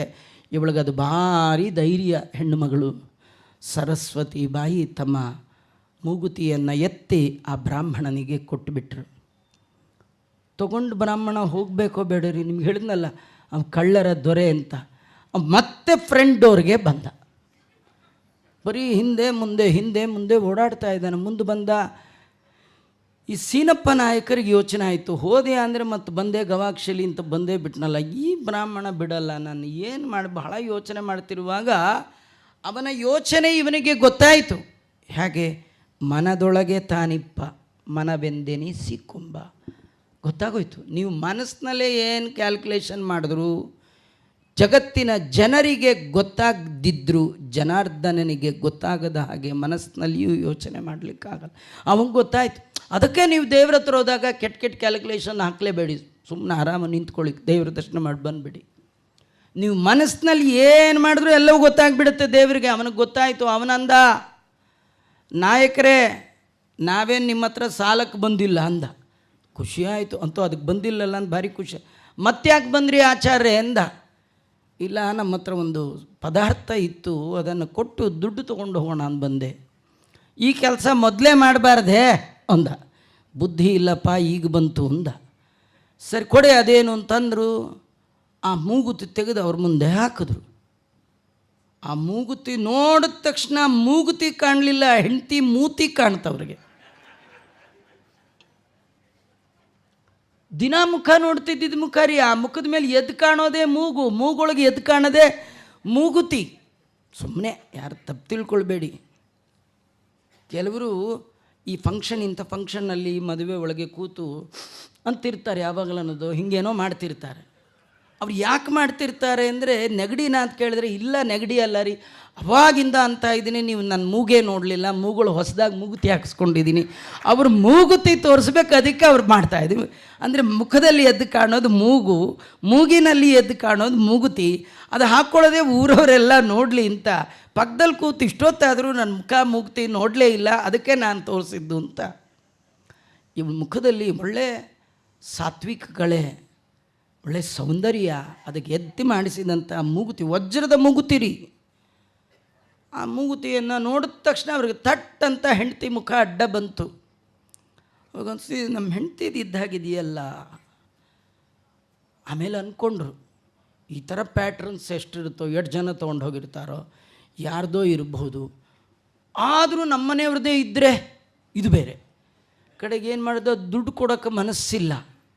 ಕಡೆಗೆ ಅವ್ರು ಏನಂದರು, ಒಂದು 2 ನಿಮಿಷ ಕೂತ್ಕೊಳ್ಳಿ, ಇದಕ್ಕೆಷ್ಟು ತೂಕ ಎಷ್ಟೆಲ್ಲ ನೋಡ್ಕೊಂಬಂದು ನಿಮಗೆ ಕೊಡ್ತೇನೆ ಅಂಥೇಳಿ ಅದನ್ನು ಬೀರು ಲಾಕರ್ ತೆಗೆದು ಒಳಗಿಟ್ಟು ಒಳಗಿಟ್ಟು ಒಳಗಿಟ್ಟು ಒಳಗಿಟ್ಟು ಸಣ್ಣದೊಂದು ಮೂಗುತ್ತೀರಿ, ಎಷ್ಟು ಕಾಪಾಡಿದ್ರು ಎಲ್ಲ ಮಾಡಿ ಲಾಕ ಹಾಕಿ ದೊಡ್ಡ ಬೀಗದ ಕೀ ಗೊಂಚಲು ಕುತ್ತಿಗೆಗೆ ನೇತು ಹಾಕ್ಕೊಂಡು, ಕೆಲವರು ಜನವಾರಕ್ಕೆ ಹಾಕ್ಕೊಂಡಿರ್ತಾರೆ. ಪೂರಾ ಮನೇಲಿದ್ದು ಎಲ್ಲ ಬೀಗದ ಕೀದು ಕಡೆಗೆ ಫಿನಾಯಿಲ್ ಇಟ್ಟಿದ್ರೆ ಅದ್ರದ್ದು ಒಂದು ಲಾಕದು, ಅದನ್ನು ಇಟ್ಕೊಂಡು. ಈ ಜನವಾರ ತುಂಬ ಯೂಸ್ ಆಗಿಬಿಟ್ಟಿದೆ ಬ್ರಾಹ್ಮಣರಿಗೆ. ಅದು ಬೆನ್ನು ಕೆರ್ಕೊಳ್ಳುವಾಗ, ಒರೆಸ್ಕೊಳ್ಳುವಾಗ, ಉಜ್ಗೊಳ್ಳುವಾಗ, ಕೀಗೆ. ಅದಕ್ಕೆ ಇನ್ನೊಂದು ದಾರ, ಜನಿವಾರಕ್ಕೆ ಇನ್ನೊಂದು ದಾರ ಸಂಪರ್ಕ ಆದರೂ ಜನಿವಾರದ ಆ ಗುಣ ಹೋಗಿಬಿಡುತ್ತಂತೆ. ನೀವು ಅದು ಕಬ್ಬಣ ಗಿಬ್ಬಣ ದೊಡ್ಡ ದೊಡ್ಡ ಲಾಕರ್, ಅವನು ಜನಿವಾರ ಹಾಕೊಂಡು ಬಗ್ಗಿರ್ತಾರೆ. ಏನು ವಿನಯ, ಈ ವಿನಯ ಅಲ್ಲ, ಕೀದು ಭಾರ ಅದು ಬಗ್ಗಿರ್ತಾರೆ. ಇಷ್ಟು ಕೀ ಹಾಕ್ಕೊಂಡು ತಿರುಗಿತಾ ಇದ್ದ ಅವನು. ಎಲ್ಲ ಕೀ ಎಲ್ಲ ಹಾಕ್ಕೊಂಡಿದ್ದೆ. ಸೀದಾ ಮನೆಗೆ ಹೋದರು. ಮನೆಗೆ ಹೋಗಿ ಹೆಂಡ್ತಿನ ಕರೆದ್ರು, ಸರಸ್ವತಿ ಅಂದರು. ಆ ವಾಯ್ಸೇ ಜೋರಿತ್ರಿ. ಆ ವಾಯ್ಸ್ಗೆ ಅರ್ಧ ವಯಸ್ಸು ಕಡಿಮೆ ಆಗಿಬಿಡ್ಬೇಕು. ಒಳಗಿಂದ ಬಂದು ನೋಡ್ತಾ, ಮುಖ ಕಾಣುತ್ತಲ್ಲ, ಎದ್ದು ಕಂಡ ತಕ್ಷಣ ಅವ್ರಿಗೆ ಗೊತ್ತಾಯಿತು. ಎಲ್ಲಿ ಮೂಗುತಿ ಅಂದರು. ಏನು ಹೇಳಬೇಕ್ರಿ, ತರ್ತೀನಿ ಅಂತಂದ್ಲು. ಅವಳು ಧೈರ್ಯ ನೋಡಿ, ಅದು ಧೈರ್ಯ, ಅದು ಬೇಕು ದೇವರಿಗೆ, ದೇವರ ಮುಂದೆ. ಅವಳಂದ್ಲು ತರ್ತೀನಿ ಮೂಗುತಿ ಅಂತ ಒಳಗೆ ಹೋದ್ಲು. ಒಳಗೆ ಹೋಗಿ ಯೋಚನೆ ಮಾಡಿದ್ಲು. ಇವಳು ಒಳಗೆ ಹೋಗಿದ ತಕ್ಷಣ ಇನ್ನೊಂದು ವಾಯ್ಸ್ ಹಿಂದೆನೇ ಬಂತು, ಸೀನಪ್ಪ ನಾಯಕರದು. ತಾರದಿರೆ ಅರೆವೆ ನಿನ್ನ ಜೀವ ಅಂದರು ಅವರು. ತರಲಿಲ್ಲ ಅಂದರೆ ಇವತ್ತು ನೀನು ಕೊಂದು ಹಾಕ್ತೀನಿ ಅಂದರು. ಹಾಕೋರೆ, ಕೊಂದು ಹಾಕೋರೆ. ಅವರು ಸುಮ್ಮನೆ ಹೇಳೋರಲ್ಲ, ಒಂದು ಕವಡೆ ಕಾಸಿಗೆ ಅದೇನೋ ಮಾಡ್ತಾರೆ, ಹಾಗೆ ಅವರು ಅಷ್ಟು ದುಡ್ಡಿನ ಮೇಲೆ ಇಟ್ಟವರು. ತಾರದಿದ್ದರೆ ಅರೆವೆ ನಿನ್ನ ಜೀವ ಅಂದರು. ಅವಳಿಗೆ ಗೊತ್ತಾಯಿತು, ಅರಿಯೋ ಗಂಡನೇ ಇವನು ಸಾಮಾನ್ಯ ಅಲ್ಲ. ನಾನೇನಾದರೂ ಮುಗುತಿ ಇಲ್ಲದೆ ಹೋದರೆ, ಸಿಟ್ಟಿಗೆದ್ದು ಕೊಂದರೆ ನನಗೇನು ತೊಂದರೆ ಇಲ್ಲ, ಮುತ್ತೈದೆ ಸಾವು ಹೋಗ್ತೇನೆ. ಆದರೆ ಇವರಿಗೆ ಹೆಂಡ್ತಿನ ಕೊಂದ ಅಂತ ಹಿಡ್ಕೊಂಡು ಹೋಗ್ತಾರೆ. ಎಲ್ಲ ಯಾಕೆ ಬೇಕು, ಇವರು ಕೊಲ್ಲೋ ಬದಲು ನಾನೇ ಪ್ರಾಣ ಹತ್ಯೆ ಮಾಡ್ಕೊಳ್ಳೋದು ಒಳ್ಳೆಯದು ಅಂಥೇಳಿ ಆ ತಾಯಿ ದೇವರ ಮನೆಗೆ ಬಂದು ದೇವರ ಮುಂದೆ ಪ್ರಾರ್ಥನೆ ಮಾಡ್ತಾ, ಒಳ್ಳೆಯದಾಯ್ತು ಸ್ವಾಮಿ ಅಂಥೇಳಿ ಕೈಯಲ್ಲಿ ವಿಷದ ಪಾತ್ರೆಯನ್ನು ಹಿಡಿದು ಹೇಳ್ತಾಳೆ, ನಾನು ಒಂದೇ ಒಂದು ನಿನಗೆ ಕೊಟ್ಟಿದ್ದೆ, ಏನು? ಮೂಗುತಿ. ನಿಂದೇನು ಇಚ್ಛೆ, ಒಂದು ಕೊಡಬಾರ್ದು, ಕೊಟ್ಟರೆ ಎಲ್ಲ ಕೊಡಬೇಕು. ಎಲ್ಲ ಅಂದರೆ ಏನು? ನಮ್ಮ ಹತ್ರ ಇರೋದು ಎರಡು ರೀ, ಆ ಎರಡನ್ನು ದೇವ್ರಿಗೆ ಕೊಡಬೇಕು. ಒಂದು ನಾನು, ಇನ್ನೊಂದು ನನ್ನದು. ನಾನು ಅಂದರೆ ಈ ದೇಹ, ನನ್ನದು ಅಂದರೆ ಈ ದೇಹದಿಂದ ಉಂಟಾದ ಎಲ್ಲ ಮನೆ ಮಡದಿ ಮಕ್ಕಳು ಮನಿ ಮಾರುತಿ ಎಲ್ಲವೂ ಈ ದೇಹದಿಂದ ಬಂದದ್ದು. ನಾನು ನನ್ನನ್ನು ಅರ್ಪಣೆ ಮಾಡಬೇಕು, ಈ ದೇಹದಿಂದ ಸಂಪಾದನೆ ಮಾಡಿದ ಸರ್ವಸ್ವವನ್ನು ನಿನಗೆ ಅರ್ಪಣೆ ಮಾಡಬೇಕು. ಅದನ್ನೇ ಜಗನ್ನಾಥದಾಸರು ಹೇಳ್ತಾ, ಸರ್ವ ಸಮರ್ಪಣೆಯೇ ಸದುಪಾಯ. ದೇವರಿಗೆ ಒಂದು ಅರ್ಧ ಕಾಲು ಕೈ ಕೊಟ್ಟರೆ ಆಗಲ್ಲ, ದೇವ್ರಿಗೆ ಕೊಡಬೇಕಾದ್ರೆ ಫುಲ್ ಕೊಡಬೇಕು. ಇಲ್ಲ ಅಂತಾದರೆ ದೇವರು ಸ್ವೀಕಾರ ಮಾಡಲ್ಲ. ಫುಲ್ ಅಂದರೆ ಎರಡು, ತನು ನಿನ್ನದು, ಜೀವನ ನಿನ್ನದು, ಅನುದಿನದಲ್ಲಿ ಬಾಹು ಸುಖ ದುಃಖ ನಿನ್ನದಯ್ಯ. ನಿನಗೆ ನನ್ನ ಮೂಗುತಿಯನ್ನು ಕೊಟ್ಟಿದ್ದೆ, ನನ್ನನ್ನು ಅರ್ಪಣೆ ಮಾಡಿಕೊಂಡಿರಲಿಲ್ಲ. ದೇವರಿಗೆ ಅರ್ಪಣೆ ಮಾಡಬೇಕಾದ ಮುಖ್ಯವಾದ ಐಟಮ್ ನಮ್ಮೊಳಗಿರುವ ಮನಸ್ಸು. ಮನವನಿತ್ತರೆ ತನ್ನ ನೀವನು ತನುವ ದಂಡಿಸಿ ದಿನ ದಿನದಿ ಸಾಧನವ ಮಳ್ದಪರಿಗಿತ್ತಪನು ಸ್ವರ್ಗಾದಿ ಭೋಗಗಳ. ಕೈ ಕಾಲು ಕಣ್ಣು ಇವೇ ಮೊದಲಾದ ಇಂದ್ರಿಯಗಳಿಂದ ಮಾಡಬಹುದಾದ ದಾನ ಧರ್ಮಾದಿಗಳ ಸಾಧನಗಳಿಗೆ ಭಗವಂತ ಕೊಡೋದು ಸ್ವರ್ಗ. ಅದು ಲಿಮಿಟ್ ಪುಣ್ಯ. ಅಲ್ಲಿ ಹೋದರೆ ಎಷ್ಟು ಪುಣ್ಯವೋ ಅಷ್ಟು ಕಾಲ ಮಾತ್ರ ಇರ್ಬೋದು. ಮತ್ತೆ ಕ್ಷೀಣೆ ಪುಣ್ಯೆ ಮರ್ತ್ಯಲೋಕಂ ವಿಶಂತಿ. ಮರಳಿ ಬಾರದ ಲೋಕ ಇದೆಯಲ್ಲ, ಅವನ ಪುರಕ್ಕೆ ಹೋದ ಜನರು ಒಮ್ಮೆ ಗನ್ನ ಹಿಂದಿರುಗಾರು. ಯದ್ಗತ್ವಾ ನನಿವರ್ತಂತೆ. ಅವನ ಮನೆಗೆ ಹೋದರೆ ವಾಪಸ್ ಬರಬಾರ್ದು. ಅಂಥ ಮನೆ ದೇವರದು ಒಂದಿದೆ, ಅದೇ ಮೋಕ್ಷ. ಅದನ್ನು ಭಗವಂತ ಯಾರಿಗೆ ಕೊಡ್ತಾರೆ? ತನುವ ದಂಡಿಸಿದವರಿಗೆ ಕೊಡೋಲ್ಲ ದೇವರು. ಮನವನ್ನು ಯಾರು ಅರ್ಪಣೆ ಮಾಡಿರ್ತಾರೆ, ಮನಸ್ಸು ದೇವರಿಗೆ ಅರ್ಪಣೆ ಮಾಡಬೇಕು. ನೀವೇನು ಕೊಡಬೇಕಾದ್ರೂ ಮನಪೂರ್ವಕವಾಗಿ ಕೊಡಬೇಕು. ನೀವು ಕೊಡ್ತೀರಿ, ಮನಸ್ಸಿಲ್ಲ, ಹಾಗಾದ್ರೆ ಪ್ರಯೋಜನ ಇಲ್ಲ ಅಲ್ವಾ? ನಿಮ್ಮನೆ ಒಳಗೆ ಒಳ್ಳೆ ಹಾಲು ತರಿಸಿ, ಶಾವಿಗೆ ತರಿಸಿ, ತುಪ್ಪ ಹಾಕಿ, ಗೋಡಂಬಿ ಕರೆದು ಪಾಯಸ ಮಾಡಿ ಬಡಿಸ್ತಾ ಇರುವಾಗ ಮನಪೂರ್ವಕವಾಗಿ ಪ್ರೀತಿಯಿಂದ ಬಡಿಸಬೇಕು. ಎಂಥ ಶುಗರ್ ಇರೋನು 2 ಸೌಟು ಹೊಡೆದು ಬಿಡ್ತಾನೆ ಅಲ್ವಾ? ಶುಗರ್ರೇ ಇಲ್ಲ, ಒಳ್ಳೆ ಚೆನ್ನಾಗಿದ್ದಾನೆ, ಹಾಕಿದ್ರೆ ಪೂರ ಬಕೆಟ್ ಪಾಯಸ ಕುಡಿತಾನೆ ಬಂದಿದ್ದಾನೆ. ನೀವು ಬಡಿಸ್ತಾ ಇದ್ದೀರಿ, ಬಡಿಸುವಾಗ ನಿಮ್ಮ ಜನ್ಮದಲ್ಲಿ ಇಂಥ ಪಾಯಸ ತಿಂದಿಲ್ಲ, ತಿನ್ನಿ. ಅವ್ನು ತಂದುಬಿಟ್ರೋ ಅವ್ನು ತಿಂತಾನ? ಅವನಿಗೆ ಪಾಯಸ ಮುಖ್ಯ ಅಲ್ಲ ರೀ, ನಿಮ್ಮ ಮಾತು, ನಿಮ್ಮ ಮನಸ್ಸು, ನಿಮ್ಮದು ಪ್ರೀತಿ ತುಂಬಿದ ದೇವ್ರಿಗೂ ಅದೇ ರೀ. ಭಕ್ತ್ಯ ಪತ್ರಂ ಪುಷ್ಪಂ ಫಲಂ ತೋಯಂ ಯೋಮೇ ಭಕ್ತ್ಯ ಪ್ರಯಚ್ಛತಿ. ಭಗವಂತನಿಗೆ ಬೇಕಾದ್ದು ಭಕ್ತಿ, ಅದು ಮನಸ್ಸು. ಪ್ರಣವಂ ಕುರು ಮಾನಸ ಈಶ ಪದೇ. ಭಗವಂತನ ಪಾದದಲ್ಲಿ ನಮ್ಮ ಮನಸ್ಸನ್ನು ಅರ್ಪಣೆ ಮಾಡದೆ ಯಾವುದೇ ಬೆಳ್ಳಿ ಬಂಗಾರ ಮುತ್ತು ಚಿನ್ನ ಏನು ಅರ್ಪಣೆ ಮಾಡಿದ್ರು ಭಗವಂತ ಅವಲ್ಲನೋ ಹರಿಕೊಳ್ಳನೋ ಅಂತ ತೋರಿಸ್ತಾ ಇದ್ದಾರೆ. ಅವಳಂದ್ಲು, ಭಗವಂತ ನನ್ನದು ಅಂತೇನಿತ್ತು ಅದನ್ನು ಮಾತ್ರ ಕೊಟ್ಟಿದ್ದೆ, ಈಗ ನಾನು ಅಂತೇನಿದೆ ಈ ತನು ಈ ದೇಹವನ್ನು ಕೃಷ್ಣ ನಿನಗೆ ಅರ್ಪಣೆ ಮಾಡ್ತೇನೆ, ಕೃಷ್ಣಾರ್ಪಣ ಅಂಥೇಳಿ ತನ್ನ ದೇಹವನ್ನೇ ತ್ಯಾಗ ಮಾಡ್ತೇನೆ ಅಂತ ಕೈಯಲ್ಲಿ ವಿಷದ ಪಾತ್ರೆ ಹಿಡಿದು ಇನ್ನೇನು ಬಾಯಿಗೆ ಹಾಕೋಬೇಕು, ಪಾತ್ರೆ ಹತ್ರ ಟಣ್ಣಂತ ಸೌಂಡ್ ಆಯಿತು. ಇದೇನು ಮೇಲಿಂದ ಬಿತ್ತು ನೋಡ್ತಾಳೆ, ಮುಗ್ತಿ ಬಿದ್ದು ಬಿಡ್ತೀರಿ. ಎಂಥ ಆಶ್ಚರ್ಯ! ಆ ನಂಬಿಕೆಗೆ ದೇವರು ಎಂದೂ ದ್ರೋಹ ಮಾಡಲ್ಲ. ಇದು ಪುರಾಣದಲ್ಲಿ ಹೇಳಿದ್ರಿ, ನಿಮ್ಮ ಅನುಭವಕ್ಕೆ ಬರಬೇಕು. ನೀವು ದೇವರನ್ನು ನಂಬಬೇಕು, ನಿಮ್ಮ ಜೀವನದಲ್ಲಿ ದೇವರಿದ್ದಾನೆ ಅನ್ನುವ ಅರಿವಿನ ಅನುಭವ ಅದು ನಿಮಗೆ ದೇವರು ಕೊಡಬೇಕು. ಯೋಗ್ಯತೆ ಇದ್ದವರು ಕೊಡ್ತಾನೆ. ಕೊಟ್ಟಾಗ ದೇವರಲ್ಲಿ ಭಕ್ತಿ ಇನ್ನೂ ಗಾಢವಾಗಿ ಆಗುತ್ತೆ. ಇಷ್ಟು ಸಂತೋಷ ಆಯಿತು ಅವಳಿಗೆ. ವಿಷದ ಬಟ್ಲಿಟ್ಲು, ಸೀದಾ ಮುಗುತಿ ತಂದು ಯಜಮಾನ್ರ ಮುಂದಿಟ್ಲು. ಯಜಮಾನ್ರಿಗೂ ಸಂತೋಷ. ಅಂತೂ ಅದೊಂದು ಹೊಸದು ಬಂದಿದೆ, ಇದೊಂದು ಡಬಲ್, ಅದೇನೋ ಡಬಲ್ ಧಮಾಕ ಅಂತ. ಭಾರಿ ಖುಷಿ ಆಯಿತು. ಹಿಡ್ಕೊಂಡು ಹೊರಟರು. ನೋಡಿದ್ರೆ ಆ ತಂದ್ಕೊಟ್ಟಿದ್ನಲ್ಲ ಬ್ರಾಹ್ಮಣ, ಅವನೂ ಇಲ್ಲ. ಅಯ್ಯೋ, ತ್ರಿಬಲ್ ಧಮಾಕ ಅಂದರು. ಅವ್ನಿಗೆ ದುಡ್ಡು ಕೊಡೋ ಹಾಗಿಲ್ಲ, ಎರಡೂ ಉಳ್ಕೋತಲ್ಲ ಅಂಥೇಳಿ ಇಷ್ಟು ಸಂತೋಷಪಟ್ಟು ಆ ಬೀಗ ತೆಗೆದ್ರು. 1 ಬೀಗ ತೆಗೆದ್ರು, 2 ಬೀಗ ತೆಗೆದ್ರು, 3 ಬೀಗ ತೆಗೆದ್ರು. ಬೀಗ ಬೀಗ ಬೀಗ. ನಮ್ಮ ದೇಹದ ಒಳಗೂ 7 ಬೀಗ, ಸಪ್ತತ್ವಕ್ಕೆ 7 ಧಾತುಗಳು ಇಟ್ಟು ಒಳಗೆ ಭಗವಂತ ಜೀವವನ್ನು ಇಟ್ಟಿದ್ದಾನೆ. ಹಾಗೆ ಇವರು ಒಳಗಿಟ್ಟಿದ್ರು. ತುಂಬ ಅತ್ಯಮೂಲ್ಯವಾದ ವಸ್ತು ಅಂತ ತೆಗೆದ್ರು ತೆಗೆದ್ರು ತೆಗೆದ್ರು ತೆಗೆದ್ರು ಎಲ್ಲ ತೆಗೆದ್ರು. ಎಲ್ಲ ಹಾಗೇ ಇದೆ ರೀ, ಬೀಗನೂ ಹಾಕಿದ್ದ ಹಾಗೆ ಇದೆ. ಡಬ್ಬಿ ತೆಗೆದ್ರು, ಮೂಗುತಿ ಮಾತ್ರ ಇಲ್ಲ. ಮನುಷ್ಯ ಪ್ರಾಣ ಹೋಗುವಾಗ ಎಲ್ಲ ಹಾಗೆ ಇರುತ್ತೆ. ಕಣ್ಣು ಇದೆ, ಕೈ ಇದೆ, ಕಾಲು ಇದೆ, ಇದ್ರ ಒಳಗಿದ್ದ ಪ್ರಾಣ ಅದೊಂದು ಹೋಗ್ಬಿಟ್ಟಿದೆ ಆಚಾರ್ಯ. ಇಂದಿರಾ ರಮಣ ಗೋವಿಂದ ಅದು ಹೇಗೆ ಹೋಗುತ್ತೋ ಏನು ಕಥೆಯೋ ಸ್ವಾಮಿ ಶ್ರೀಹರಿಗೆ ಗೊತ್ತ್ರಿ. ಅವನೇ ಇಟ್ಟವನು, ಅವನೇ ತೆಗಿಯೋನು. ಅವನು ಹೇಗೆ ಇಡ್ತಾನೋ ಹೇಗೆ ತೆಗಿತಾನೋ ಸ್ವಾಮಿ ಶ್ರೀಹರಿಗೆ ಗೊತ್ತೇ ಆಗೋದಿಲ್ಲ. ಅಲ್ಲಿಟ್ಟಿದ್ದ ಡಬ್ಬಿ ಒಳಗಿದ್ದಿದ್ದು ಇಲ್ಲೇ ಇಲ್ಲ. ಭಾಳ ಆಶ್ಚರ್ಯ ಆಯಿತು. ಹೊರಗೆ ಬಂದು ನೋಡಿದ್ರೆ ಕಾಸು ಕೇಳೋನು ಇಲ್ಲ. ಭಾಳ ಇದೇನಿದು ವಿಚಿತ್ರ ಅಂಥೇಳಿ ಆ ಮೂಗುತಿಯನ್ನು ಹಿಡಿದು ಸೀದಾ ಹೆಂಡತಿ ಹತ್ರ ಹೋದರು.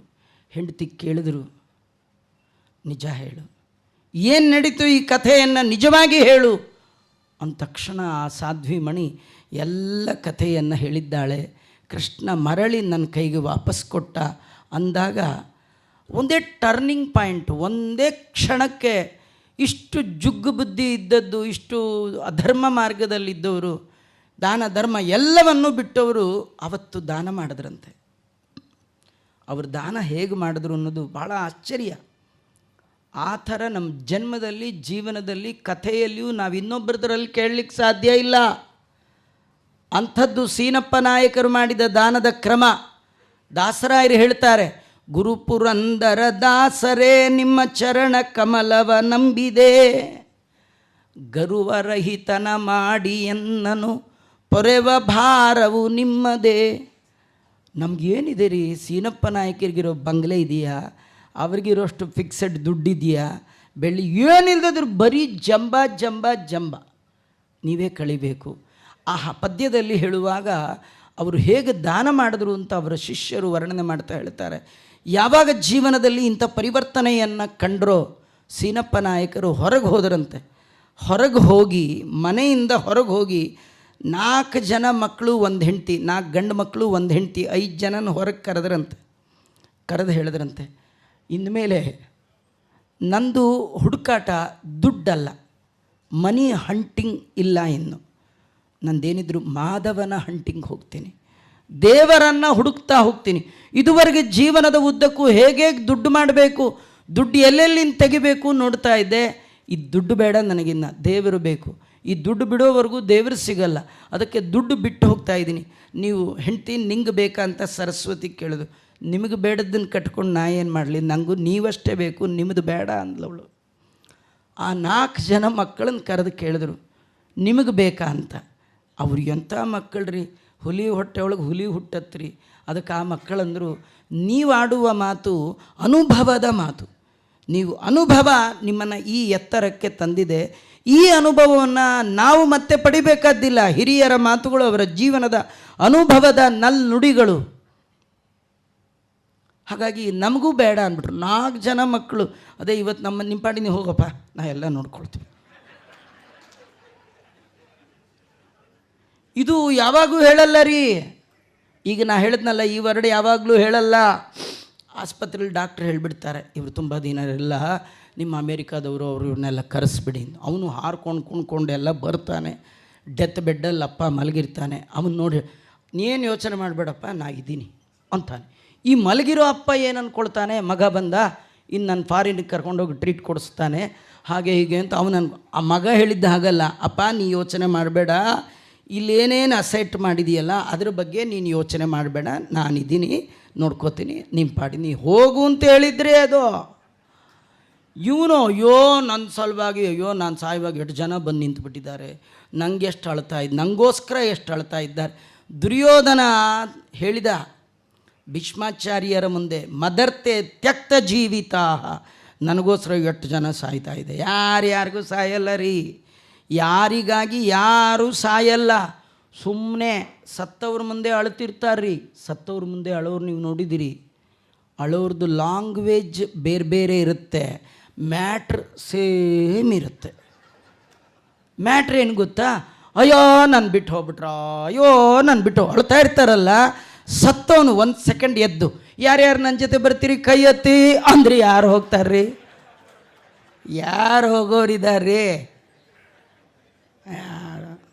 ಹೊತ್ತು ನವಮಾಸ ಪರ್ಯಂತ ಹೆತ್ತ ತಾಯಿ ಅತ್ತು ಕಳಹುವಳಲ್ಲದೆ ಇತ್ತ ಬಾರಳು ನೋಡು. ತಾಯಿ ಬರಲ್ಲ ರೀ, ಅವಳಿಗಿಂತ ಹತ್ತಿರದ ಸಂಬಂಧಿಕರು ನಮ್ಗೆ ಯಾರಿದ್ದಾರೆ? ದೇಹ ಹಂಚ್ಕೊಂಡು ಹೆಂಡತಿ ಬರಲ್ಲ ರೀ, ಸಂಪತ್ತು ತೊಗೊಂಡ ಮಕ್ಕಳು ಬರಲ್ಲ ರೀ, ಇನ್ಯಾರು ಬರ್ತಾರ್ರಿ? ಆರೂ ಸಂಗಡ ಬಾಹೋರಿಲ್ಲ ನಾರಾಯಣ ನಿನ್ನ ನಾಮ ನೆರೆ ಬಾಹುದಲ್ಲದೆ ಯಾರು ಬರ್ತಾರೆ ನಮ್ಮ ಜೊತೆ? ಬರೋದು ನಮ್ಮ ಜೊತೆ ಎರಡೇ, ಒಂದು ಪಾಪ, ಇನ್ನೊಂದು ಪುಣ್ಯ. ಇದು ಬಿಟ್ಟರೆ ನಮ್ಮ ಜೊತೆಗಿರೋರು ಇಬ್ಬರು, ಸರ್ವೋತ್ತಮನಾದ ಭಗವಂತ, ಜೀವೋತ್ತಮನಾದ ವಾಯುದೇವರು. ಅವರಿಬ್ಬರು, ವಾಯುದೇವರು ಸಾಕ್ಷಿ ಹೇಳಲಿಕ್ಕೆ ಬರ್ತಾರೆ, ಶಿಕ್ಷಾ ಇತ್ಯಾದಿ ಉತ್ತಮ ಗತಿಯನ್ನು ಕೊಡಲಿಕ್ಕೆ ಭಗವಂತ ಇರ್ತಾನೆ. ಇವನ ಜೊತೆಗೆ ಎಲ್ಲ ಜನ್ಮಗಳಲ್ಲಿದ್ದು ಇವನ ಚರ್ಯೆಯನ್ನು ಕಂಡವ ನಾನು ಭಗವಂತ, ಇವನನ್ನು ಉದ್ಧಾರ ಮಾಡುವಂಥ ವಾಯುದೇವರು ಹೇಳಿದರೆ ಭಗವಂತ ಏನೂ ಮಾಡದೆ ನಮ್ಮನ್ನು ಎತ್ತರಕ್ಕೆ ಒಯ್ತಾನೆ. ಇಲ್ಲ ಅಂತಾದರೆ ಇಲ್ಲೇ ಇಲ್ಲ. ಹಾಗಾಗಿ ಅವರು ನಂಗೆ ಬೇಡ ಅಂತಂದರು. 4 ಜನ ಮಕ್ಕಳು ಕಟ್ಕೊಂಡು ಹೆಂಡತಿ, ಸಂಪತ್ತು ಬೇಡ ಅಂದಾಗ ಸಂತೋಷದಿಂದ ಒಂದು ತುಳಸಿ ತೆಗೆದು ಮನೆ ಮೇಲೆ ಹಾಕಿದ್ರಂತವ್ರು. ನಾವೆಲ್ಲ ಏನಾದ್ರು ವಸ್ತು ಕೊಡೋದಿದ್ರೆ ಬಾಳೆಹಣ್ಣು, ವೀಳ್ಯದೆಲೆ, ಅಡಿಕೆ, ಅದ್ರ ಮೇಲೆ ಒಂದು ತುಳಸಿ ಗಿಡ ಇಟ್ಟು ಕೊಟ್ಬಿಡ್ತೀವಿ. ಅವ್ರು ಹಾಗೆ ತುಳಸಿ ಕೊಟ್ಟಿದ್ದಿಲ್ಲ, ಒಂದು ದಳ ತುಳಸಿ ತೆಗೆದು ಎಲ್ಲ ತುಂಬು ಮನೆಯ ಮೇಲೆ ಹಾಕಿ ತಾವು ಹೊರಗೆ ನಿಂತು ಬೀದಿಲಿ ಹೋಗೋರ್ನೆಲ್ಲ ಕರೆದ್ರಂತ. ಕರೆದು ಕೋವಿದರ ಕೈಗಿತ್ತ ಗುರು ಪುರಂದರ ದಾಸರೇ. ಬೀದಿಲಿ ಯಾರು ಹೋಗ್ತಿದ್ರೆ ಅವ್ರನ್ನ ಕರೆಯೋದಂತ, ಆಚಾರ್ಯ ಒಳಗೆ ಬನ್ನಿ ಅನ್ನೋದು. ಆಚಾರಕ್ಕೆ ಬರೋಕ್ಕೆ ಭಯ, ಯಾಕಂದರೆ ಜನ್ಮದಲ್ಲಿ ಇವ್ರು ಒಂದು ದಿನ ಯಾವ ಆಚಾರನೂ ಒಳಗೆ ಕರೆದವರೇ ಅಲ್ಲ. ಬಂದರು ಏನು ಮಾಡ್ತಾನೋ ಏನು ಕತೆಯೋ, ಬಾರಿ ಜುಗ್ಗ ಬೇರೆ. ಸರಿ, ಒಳಗೆ ಗಡಗಡ ನಡ್ಕೊಂಡು ಬರುವಾಗ ಅವರು ದಾರಿಲಿ ನಿಂತು ಹೇಳೋರಂತೆ, ಬಾಗಿಲಲ್ಲಿ ನಿಂತು, ಇದು ನಮ್ಮ ಮನೆ, ನಿಮ್ಗೆ ಹೇಗಿದ್ರು ಗೊತ್ತಿದೆ, ನೀವು ಒಳಗೆ ಹೋಗಿ ನಿಮಗೆ ಯಾವುದು ಬೇಕು ಚೆನ್ನಾಗಿದೆ ಅಂತ ಅನಿಸತ್ತೆ ತೊಗೊಂಡು ಹೋಗಿ ಕೃಷ್ಣಾರ್ಪಣ ಅಂತ ಹೀಗಂತಿದ್ರು. ಎಂಥ ಆಶ್ಚರ್ಯ! ಸರ್ವಸ್ವದಾನ ಅಂತ ಕರೀತಾರೆ. ಸಂಪಾದನೆ ಮಾಡಿದ ಸರ್ವಸ್ವವನ್ನು ಭಗವಂತ ನೀ ಕೊಟ್ಟದ್ದು ಅಂತ ಆ ಭಗವಂತನಿಗೆ ಅರ್ಪಣೆ ಮಾಡಿ 4 ಜನ ಮಕ್ಕಳು ವಿತ್ ಹೆಂಡತಿ ಸಮೇತ ದೊಡ್ಡವರ ದರ್ಶನ ಮಾಡಬೇಕು ಅಂತ ವ್ಯಾಸರಾಜರ ದರ್ಶನ ಮಾಡಲಿಕ್ಕೆ ಸೀನಪ್ಪ ನಾಯಕರು ಹೊರಟಿದ್ದಾರೆ. ಒಂದು ಅದ್ಭುತವಾದ ಕತೆ. ಹೊರಟ್ರೆ ಮೊದಲು ಸೀನಪ್ಪ ನಾಯಕರು ಎಲ್ಲಿ ಹೋಗಬೇಕಾದರೂ ಗನ್ಮ್ಯಾನ್ ಬೇಕಿತ್ತು ಅವರಿಗೆ. ಆ ಕಡೆ ಈ ಕಡೆ ಒಂದು ಬರೀ ವಜ್ರ ವೈಡೂರ್ಯ, ಕಾಡಿನ ಮಾರ್ಗದಲ್ಲಿ ಸಂಚಾರ ಮಾಡುವಾಗ ಏನು ಬೇಕಾದ್ರೂ ಆಗ್ಬೋದು ಅಂತ ಅಕ್ಕಪಕ್ಕದಲ್ಲಿ ಬಲಿಷ್ಠರನ್ನು ವಿತ್ ಶಸ್ತ್ರಗಳ ಸಮೇತ ಕರ್ಕೊಂಡು ಹೋಗ್ತಿದ್ರು. ಇವತ್ತು ಅವರಿಗೆಲ್ಲ ರಿಟೈರ್ಮೆಂಟ್ ಕೊಟ್ಬಿಟ್ರು. ಬರಬೇಡಿ, ನನಗೆ ಇನ್ನೇನು ಭಯ ಇಲ್ಲ, ಭಯಕ್ಕೆ ಕಾರಣವಾದ ಪದಾರ್ಥ ನನ್ನಲ್ಲಿ ಏನಿಲ್ಲ, ನಿರ್ಭಯವಾಗಿದ್ದೇನೆ. ನೋಡಿ, ನಮಗೆ ಮನೇಲಿ ನಿದ್ದೆನೇ ಬರಲ್ಲ, ಭಯ ಭಯ ಭಯ. ಗೇಟ್ ಲಾಕ್ ಮಾಡಿದ್ದೀವೋ ಇಲ್ಲೋ ಭಯ, ಬಾಗಿಲು ಹಾಕ್ಕೊಂಡಿದ್ದೀವೋ ಇಲ್ಲೋ ಭಯ. ಹೀಗಾಗಿ ನಿದ್ದೆನೇ ಬರಲ್ಲ. ಅದೇ ಈ ಫುಟ್ಪಾತಲ್ಲಿ ಪೇಪರ್ ಆಯ್ತಿರ್ತಾರೆ, ಅವ್ರು ಆಯ್ಕೊಂಡು ಬಂದಿದ್ದು ಪಕ್ಕದಲ್ಲಿಟ್ಟು ಎಂಥ ಗೊರಕೆ ಹೊಡಿತಿರ್ತಾರೆ ಅಂದರೆ, 3ನೇ ಫ್ಲೋರಲ್ಲಿ ಕುರ್ಲಾನ್ ಮೇಲೆ ಮಲಗಿದವನಿಗೆ ಎ.ಸಿಯಲ್ಲಿ ಮಲಗಿದವನು ಗೊರಕೆ ಕೇಳಿ ಪ್ರಾಣ ಬಿಡ್ತಾನೆ. ಅವನಿಗೆ ಮಾತ್ರ ಬಲಂ, ಮಾತ್ರೆ ಹಾಕ್ಕೊಂಡಿರ್ತಾನೆ, ಆದರೂ ನಿದ್ದೆ ಬಲ ಇಲ್ಲ, ನಿದ್ದೆ ಬರಲ್ಲ. ನಿದ್ದೆ ಬರಬೇಕಾದ್ರೆ ನಿರ್ಭಯ ಬೇಕು. ಮನಸ್ಸು ಪರಿಪೂರ್ಣವಾಗಿ ನಿರ್ಭಯಕ್ಕೆ ಹೋದಾಗ ಮಾತ್ರ, ಯಾವುದೇ ಚಿಂತನೆ ಮಂಥನೆ ಮನಸ್ಸಿನಲ್ಲಿ ಇಲ್ಲ ಅಂದಾಗ ಗಾಢವಾದ ನಿದ್ದೆ ಬರುತ್ತೆ. ಮನಸ್ಸಿನಲ್ಲಿ ಯಾವುದೇ ಒಂದು ಥಾಟ್ಸ್ ಇದ್ದರೂ ನಿದ್ದೆ ಬರಲ್ಲ. ಪುರಂದರದಾಸರು ಸೀನಪ್ಪ ನಾಯಕರಂತಾರೆ, ನನಗೆ ಯಾವ ಭಯ ಇಲ್ಲ, ನನಗೆ ಯಾರೂ ಬೇಡ, ಬಿಟ್ಟರು. 4 ಜನ ಮಕ್ಕಳು ಎಲ್ಲ ಕಾಡು ಮಾರ್ಗವಾಗಿ ವ್ಯಾಸರಾಜರು ನೋಡ್ಲಿಕ್ಕೆ ಹೊರಟ್ರೆ ಸರಸ್ವತಿ ಬಾಯಿ ನಡುಗ್ತಾ ಇದ್ದಾಳೆ. ಪುರಂದರದಾಸರು ಸೀನಪ್ಪ ನಾಯಕರು ಹೆಂಡತಿಯನ್ನು ಸ್ವಲ್ಪ ಅಬ್ಸರ್ವ್ ಮಾಡಿದ್ರು, ಸ್ವಲ್ಪ ನೋಡಿದ್ರು, ಮತ್ತೆ ನೋಡಿದ್ರು. ಸರಸ್ವತಿ ಬಾಯಿ ಕೇಳಿದ್ಲು, ಏನು ರೀ ಈಗ ಹೀಗೆ ನೋಡ್ತಾ ಇದ್ದೀರಿ, ನೋಡೋ ಕಾಲದಲ್ಲಿ ನೋಡಲೇ ಇಲ್ಲ, ಬಿಸಿ ಏನು ಹಾಗೆ ನೋಡ್ತಾ ಇದ್ದೀರಿ? ಅವರಂದರು, ಮೊದಲು ನಾನು ಶೇಖ್ ಅಬ್ದುಲ್ಲಾ ಆಗಿದ್ದೆ, ನೀನೀಗ ಶೇಖ್ ಅಬ್ದುಲ್ಲಾ ಆಗಿದೆಯಲ್ಲ, ಯಾಕೆ ಇಷ್ಟು ಶೇಖ್, ಯಾಕೆಷ್ಟು ಗಡಗಡ ನಡುಗ್ತಾ ಇದೆಯಾ, ಏನು ನಿನ್ನ ಭಯ ಅಂದರು. ಏನಿಲ್ಲ ಬಿಡಿ ಇಂಥದ್ದು. ಸ್ವಲ್ಪ ಮುಂದೆ ಹೋದರೆ ಮತ್ತೆ ಭಯ, ಏನೋ ನಡುಕ, ಏನೋ ಭಯ. ಕಡೆಗೆ ಮತ್ತೆ ಅಪಾದ ಮೌಳಿ ಪರ್ಯಂತರವಾಗಿ ನೋಡಿದ್ರು. ಆಗಿನ ಕಾಲದಲ್ಲಿ ಹಿಂದಿನ ಹೆಣ್ಣು ಮಕ್ಕಳು ಆ ಕಚ್ಚೆ ಹಾಕಿ ಸೀರೆ ಉಡುಗುವಾಗ ಬಾಳೆಗಂಟು ಅಂತ ಈ ಮುಂದೆ ಗಂಟು ಹಾಕ್ಕೊಳ್ತಾ ಇದ್ರು. ಏನು ಬೇಕಾರದು ₹1,00,000 ಒಳಗಿಟ್ಕೊಳ್ಬೋದು. ಯಾರು ಏನು ರೈಡ್ ಗೀಡ್ ಏನು ಪ್ರಶ್ನೆ ಇಲ್ಲ, ಹಂಗೆ ಇಟ್ಕೊಂಡ್ಬಿಡು. ನೀವು ಜೋಬಲ್ಲಿ ಇಟ್ಕೊಂಡು ಕತ್ರಿ ಹಾಕೋ ಪ್ರಶ್ನೆ ಇಲ್ಲ, ಸಿಗೋದು. ಇವಾಗೆಲ್ಲ ಬ್ಯಾಕ್ ಸೈಡ್ ಬ್ಯಾಗ್ ಹಾಕೋಬಾರ್ದು, ರಾಂಗ್ ಫ್ರಂಟ್ ಇಟ್ಕೋಬೇಕು. ಅದು ಮೊಟ್ಟ ಮೊದಲ ಬಾರಿಗೆ ತೋರಿಸಿದವರೇ ಅವರು. ಎಲ್ಲ ಇಟ್ಕೊಳ್ತಿದ್ರು. ಆ ತಾಯಿ ಬೇರೆ ಏನು ಇಟ್ಟಿರಲಿಲ್ಲ, ಹೋದ ಕಡೆ ಬಂದ ಕಡೆ ಆಚಮನ ಮಾಡಲಿಕ್ಕಿರಲಿ ಅಂತ ಒಂದು ಗಿಂಡಿ ಇಟ್ಕೊಂಡಿದ್ಲು. ಆದರೆ ಅವ್ರ ಮನೇಲಿ ನಮ್ಮ ಥರದ್ದು ಸ್ಟೀಲ್ದು ಪ್ಲಾಸ್ಟಿಕ್ದು ಗಿಂಡಿ ಇಲ್ಲ, ಇದ್ದದ್ದೆಲ್ಲ ಬಂಗಾರದ್ದು. ಅದು ಹಳೆಯ ಕಾಲದ ಒಂದು ಬಂಗಾರದ ಸಾಲಿಡ್ ಗಿಂಡಿ ಇಟ್ಕೊಂಡ್ಬಿಟ್ಟಿದ್ಲು ಅದು ಇದರೊಳಗೆ.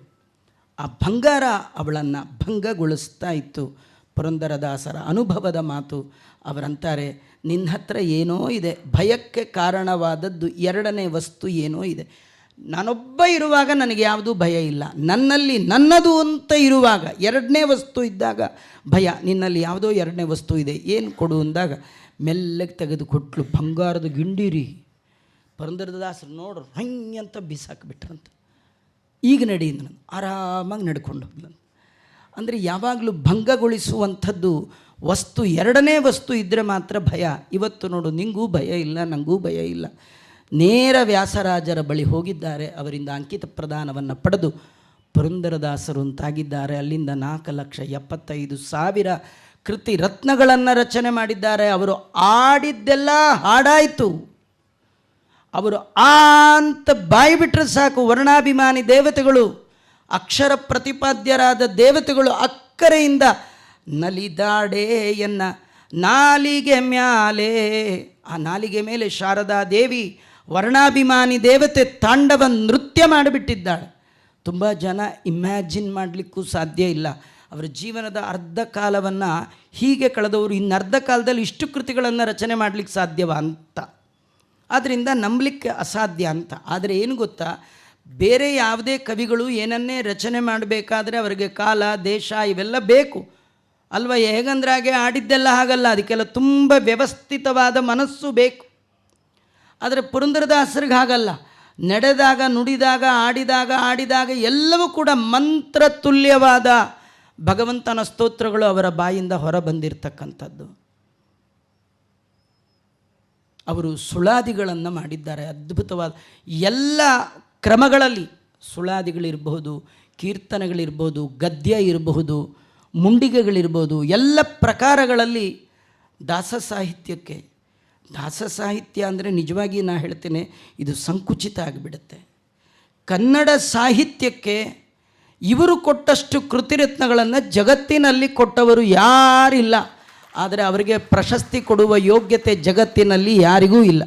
ಅವರು ಪ್ರಶಸ್ತಿಗಾಗಿ ಮಾಡಿದ್ದಲ್ಲ, ಪರಮಾತ್ಮನ ಅನುಗ್ರಹಕ್ಕಾಗಿ ಮಾಡಿದ್ದರು. ಆದ ಕಾರಣ ಅವರ ಕೃತಿಗಳು ಮಂತ್ರ ತುಲ್ಯವಾಗಿ ಇರ್ತಕ್ಕಂಥದ್ದು. ಇದರ ಆಧ್ಯಾತ್ಮ ಚಿಂತನೆ ಅಂದರೆ, ಭಾಗವತದಲ್ಲಿ ಒಂದು ಕಥೆ ಇದೆ. ಒಮ್ಮೆ ಕೃಷ್ಣ ಎಲ್ಲ ದನ ಕಾಯೋರ ಜೊತೆ ತಾನು ಹಸು ಕಾಯ್ಲಿಕ್ಕೆ ಹೋಗಿದ್ದ. ಇನ್ನು 5 ನಿಮಿಷದಲ್ಲಿ ನನ್ನ ಉಪನ್ಯಾಸವನ್ನು ಮುಗಿಸ್ಬಿಡ್ತೇನೆ. ಕೃಷ್ಣ ದನ ಕಾಯುವವ, ಅವನು ನಿಜವಾಗಿ ಜನ ಕಾಯೋನು. ದನ ಕಾಯಕ್ಕೆ ಬಂದ. ದನ ಕಾಯ್ಲಿಕ್ಕೆ ಬಂದ ಕೃಷ್ಣ ತಂದೆಲ್ಲ ಸ್ನೇಹಿತರು ಅಂಥವ್ರನ್ನೇ ಇಟ್ಕೊಂಡ. ಹೋದ ಒಂದು ಸತಿ ದನ ಕಾಯ್ಲಿಕ್ಕೆ ಹೋದಾಗ ಹುಡುಗರೆಲ್ಲ ತುಂಬ ಹಸಿವಾಯಿತು. ಅವರು ನಿತ್ಯದಲ್ಲಿ ಬುತ್ತಿ ಕಟ್ಕೊಂಡು ಹೋಗ್ತಾ ಇದ್ದರು. ಇವತ್ತು ಕೃಷ್ಣ ಬನ್ನಿ ಬನ್ನಿ ಅಂತಾಗ ಕೃಷ್ಣನ ಕೂಗು ಕೇಳಿ ಬುತ್ತಿ ಮರ್ತೋಯ್ತಂತೆ. ನಮಗೆ ಬುತ್ತಿ ಕೇಳಿದ್ರೆ ಕೃಷ್ಣ ಮರ್ತು ಹೋಗುತ್ತೆ. ಊಟಕ್ಕೆ ಬರೋರು ಬನ್ನಿ ಅಂದರೆ ಇದು ಬದ್ದಿದ್ದೆಲ್ಲ ಮರ್ತು ಹೋಗ್ಬಿಡ್ತೀವಿ. ಫೋನ್ ಮರ್ತು ಹೋಗ್ತೀವಿ, ಏನು ಬ್ಯಾಗ್ ಮರ್ತು ಹೋಗ್ತೀವಿ. ಊಟಕ್ಕೆ ಬಂದಲ್ಲ ತಮಗೆ ಇಟ್ಟಿದ್ನಲ್ಲ ಚರೆ ಮರ್ತು ಹೋಗ್ಬಿಟ್ಟೆ. ಕೆಲವರು ಏನೋ ಲೆವೆಲ್ ಮೇಂಟೈನ್ ಮಾಡಬೇಕು ಅಂತ ಎಲ್ಲರೂ ಹೋದಾಗ ಬೆಳ್ಳಿ ತಮಗೆ ಪಂಚತ್ರ ಹಿಡ್ಕೊಂಬಂದಿರ್ತಾರೆ. ಊಟ ಗಿಟ್ಟ ಆದಮೇಲೆ ಏನಾಚಾರ ಹೇಗಿದ್ರಿ ಮಾತಾಡ್ಸ್ಕೊ ಹಂಗೆ ಮಾತ್ಕೊಂಡು ಹೊಟ್ಟೆ ಹೋಗ್ಬಿಡ್ತಾರೆ, ತಮಗೆ ಮರ್ತೇ ಬಿಡ್ತಾರೆ. ಮನೆಗೆ ಹೋಗಿ 4 ದಿನ ಆದಮೇಲೆ ತಮಗೆ ನೆನಪು ಬರುತ್ತೆ. ಹೋಗಿದ್ದು ಫಂಕ್ಷನ್ಗೆ, ಅಲ್ಲಿ ಫಂಕ್ಷನ್ ಅವ್ರನ್ನ ಕೇಳ್ತಾರೆ, ನಮ್ಮ ತಮಗೆ ಬಿಟ್ಬಿಟ್ಟಿದ್ವಿ, ನೀವು ಗೊತ್ತಿಲ್ಲ, ನೋಡಲಿಲ್ಲ, ನಾವು ಬಂದುಬಿಟ್ವಿ ಅಂತ. ಅವಂಗೆ ಹಗಲು ರಾತ್ರಿ ಅದೇ ತಮಗೆದೇ ಯೋಚನೆ ಆಗಿಬಿಡುತ್ತೆ. ದೇವ್ರಿಗೆ ಮಂಗಳಾರತಿ ಮಾಡುವಾಗಲೂ ದೇವ್ರು ಕಾಣಲ್ಲ, ತಮಗೇನೆ ಅಡ್ಡ. ಗಾಯತ್ರಿ ಮಂತ್ರ ಕೂತರು ತಮಗೇನೆ, ಏನು ಧ್ಯಾನ ಮಾಡಿದ್ರು ತಮಗೇನೆ. ಅಂಥ ಪರಿ ತಮಗೆ ಯಾಕೆ ತೊಗೊಂಡೋದ್ರಿ? ಮನೇಲಿ ಇಟ್ಕೊಳ್ಳಿ, ಯಾರಿಗೂ ತೋರಿಸ್ಬೇಡಿ ಅಲ್ವಾ. ಅದು ಮಾಡಬಾರ್ದು. ಕೆಲವ್ರಿಗೆ ಹಾಗಾಗಿಬಿಡುತ್ತೆ, ಇವ್ರಿಗೆ ಹಾಗಲ್ಲ. ಕೃಷ್ಣ ಬನ್ನಿ ಅಂತ ಕರೆದ ತಕ್ಷಣ ಎಲ್ಲವನ್ನು ಮರೆತ ಗೋಪಾಲಕರು ಕೃಷ್ಣನ ಹಿಂದೆ ಹೋಗ್ತಿದ್ರಂತೆ.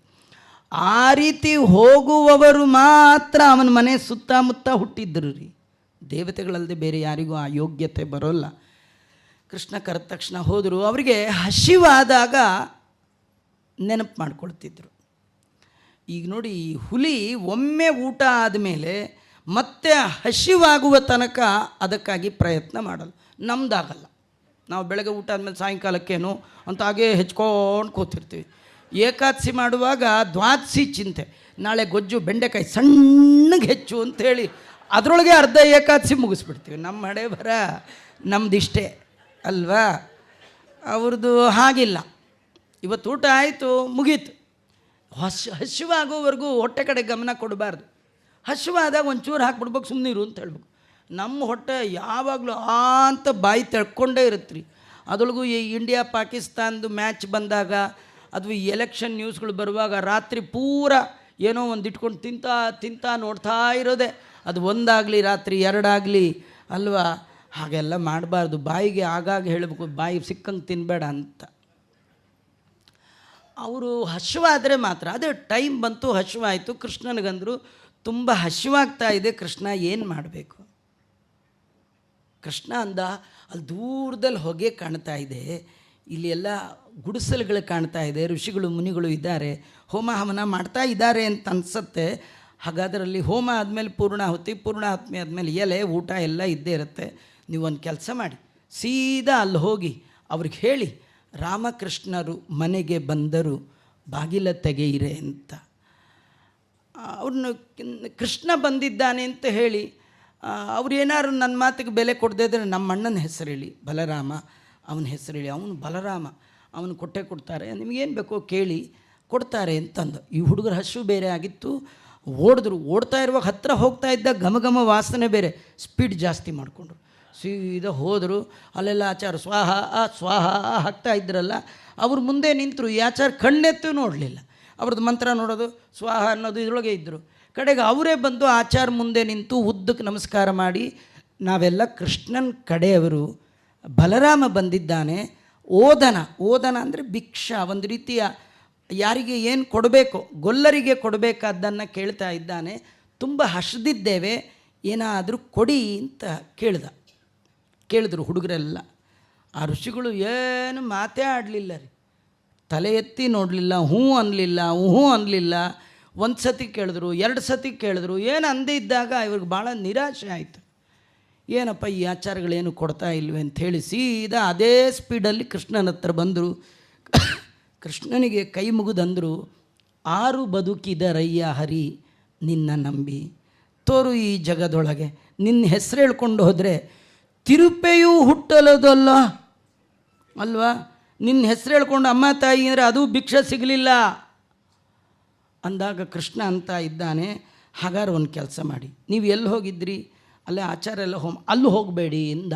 ಮತ್ತೆ ಎಲ್ಲಿ ಹೋಗಬೇಕು? ಹಿಂದಿನ ಬಾಗಿಲಲ್ಲಿ ಹೋಗಿ ಇಂದ. ಮತ್ತಿವನು ತೋರಿಸ್ಕೊಟ್ಟಿದ್ದು ಹಿಂದಿನ ಬಾಗಿಲಲ್ಲಿ ಹೋಗಿ ಪತ್ನಿ ಶಾಲಾ ಅಂತಿರುತ್ತೆ, ಅಲ್ಲಿ ಬರೀ ಹೆಣ್ಣುಮಕ್ಳು ಇರ್ತಾರೆ, ಅವ್ರಿಗೆ ಹೋಗಿ ಹೇಳಿ, ರಾಮಕೃಷ್ಣರು ಮನೆಗೆ ಬಂದರು, ಬಾಗಿಲ ತೆಗೆಯಿರೆ ಅಂದಾಗ ಮತ್ತೆ ಹುಡುಗರಿಗೆ ಹಸುವೋ ಇಲ್ಲಿ ಹೋಗುವಂತಾನ, ಅಲ್ಲಿ ಏನೋ ಒಂದು ಸಿಕ್ಕರೆ ಸಾಕು ಅಂತ ಹುಡುಗರು ಓಡ್ತಾ ಇದ್ದಾರೆ. ಹಿಂದಿನ ಬಾಗಿಲಲ್ಲಿ ಹೋಗಿದ್ದರೆ ಆ ಹೆಣ್ಣುಮಕ್ಕಳೆಲ್ಲ ಅವರೆಲ್ಲ ಅಡುಗೆ ಎಲ್ಲ ಸಿದ್ಧ ಮಾಡಿ, ಕೆಲವರು 4 ಜನ ಸೇರಿದಾಗ ಮಾತಾಡಿದ್ರೆ ಭಾರಿ ಆನಂದ.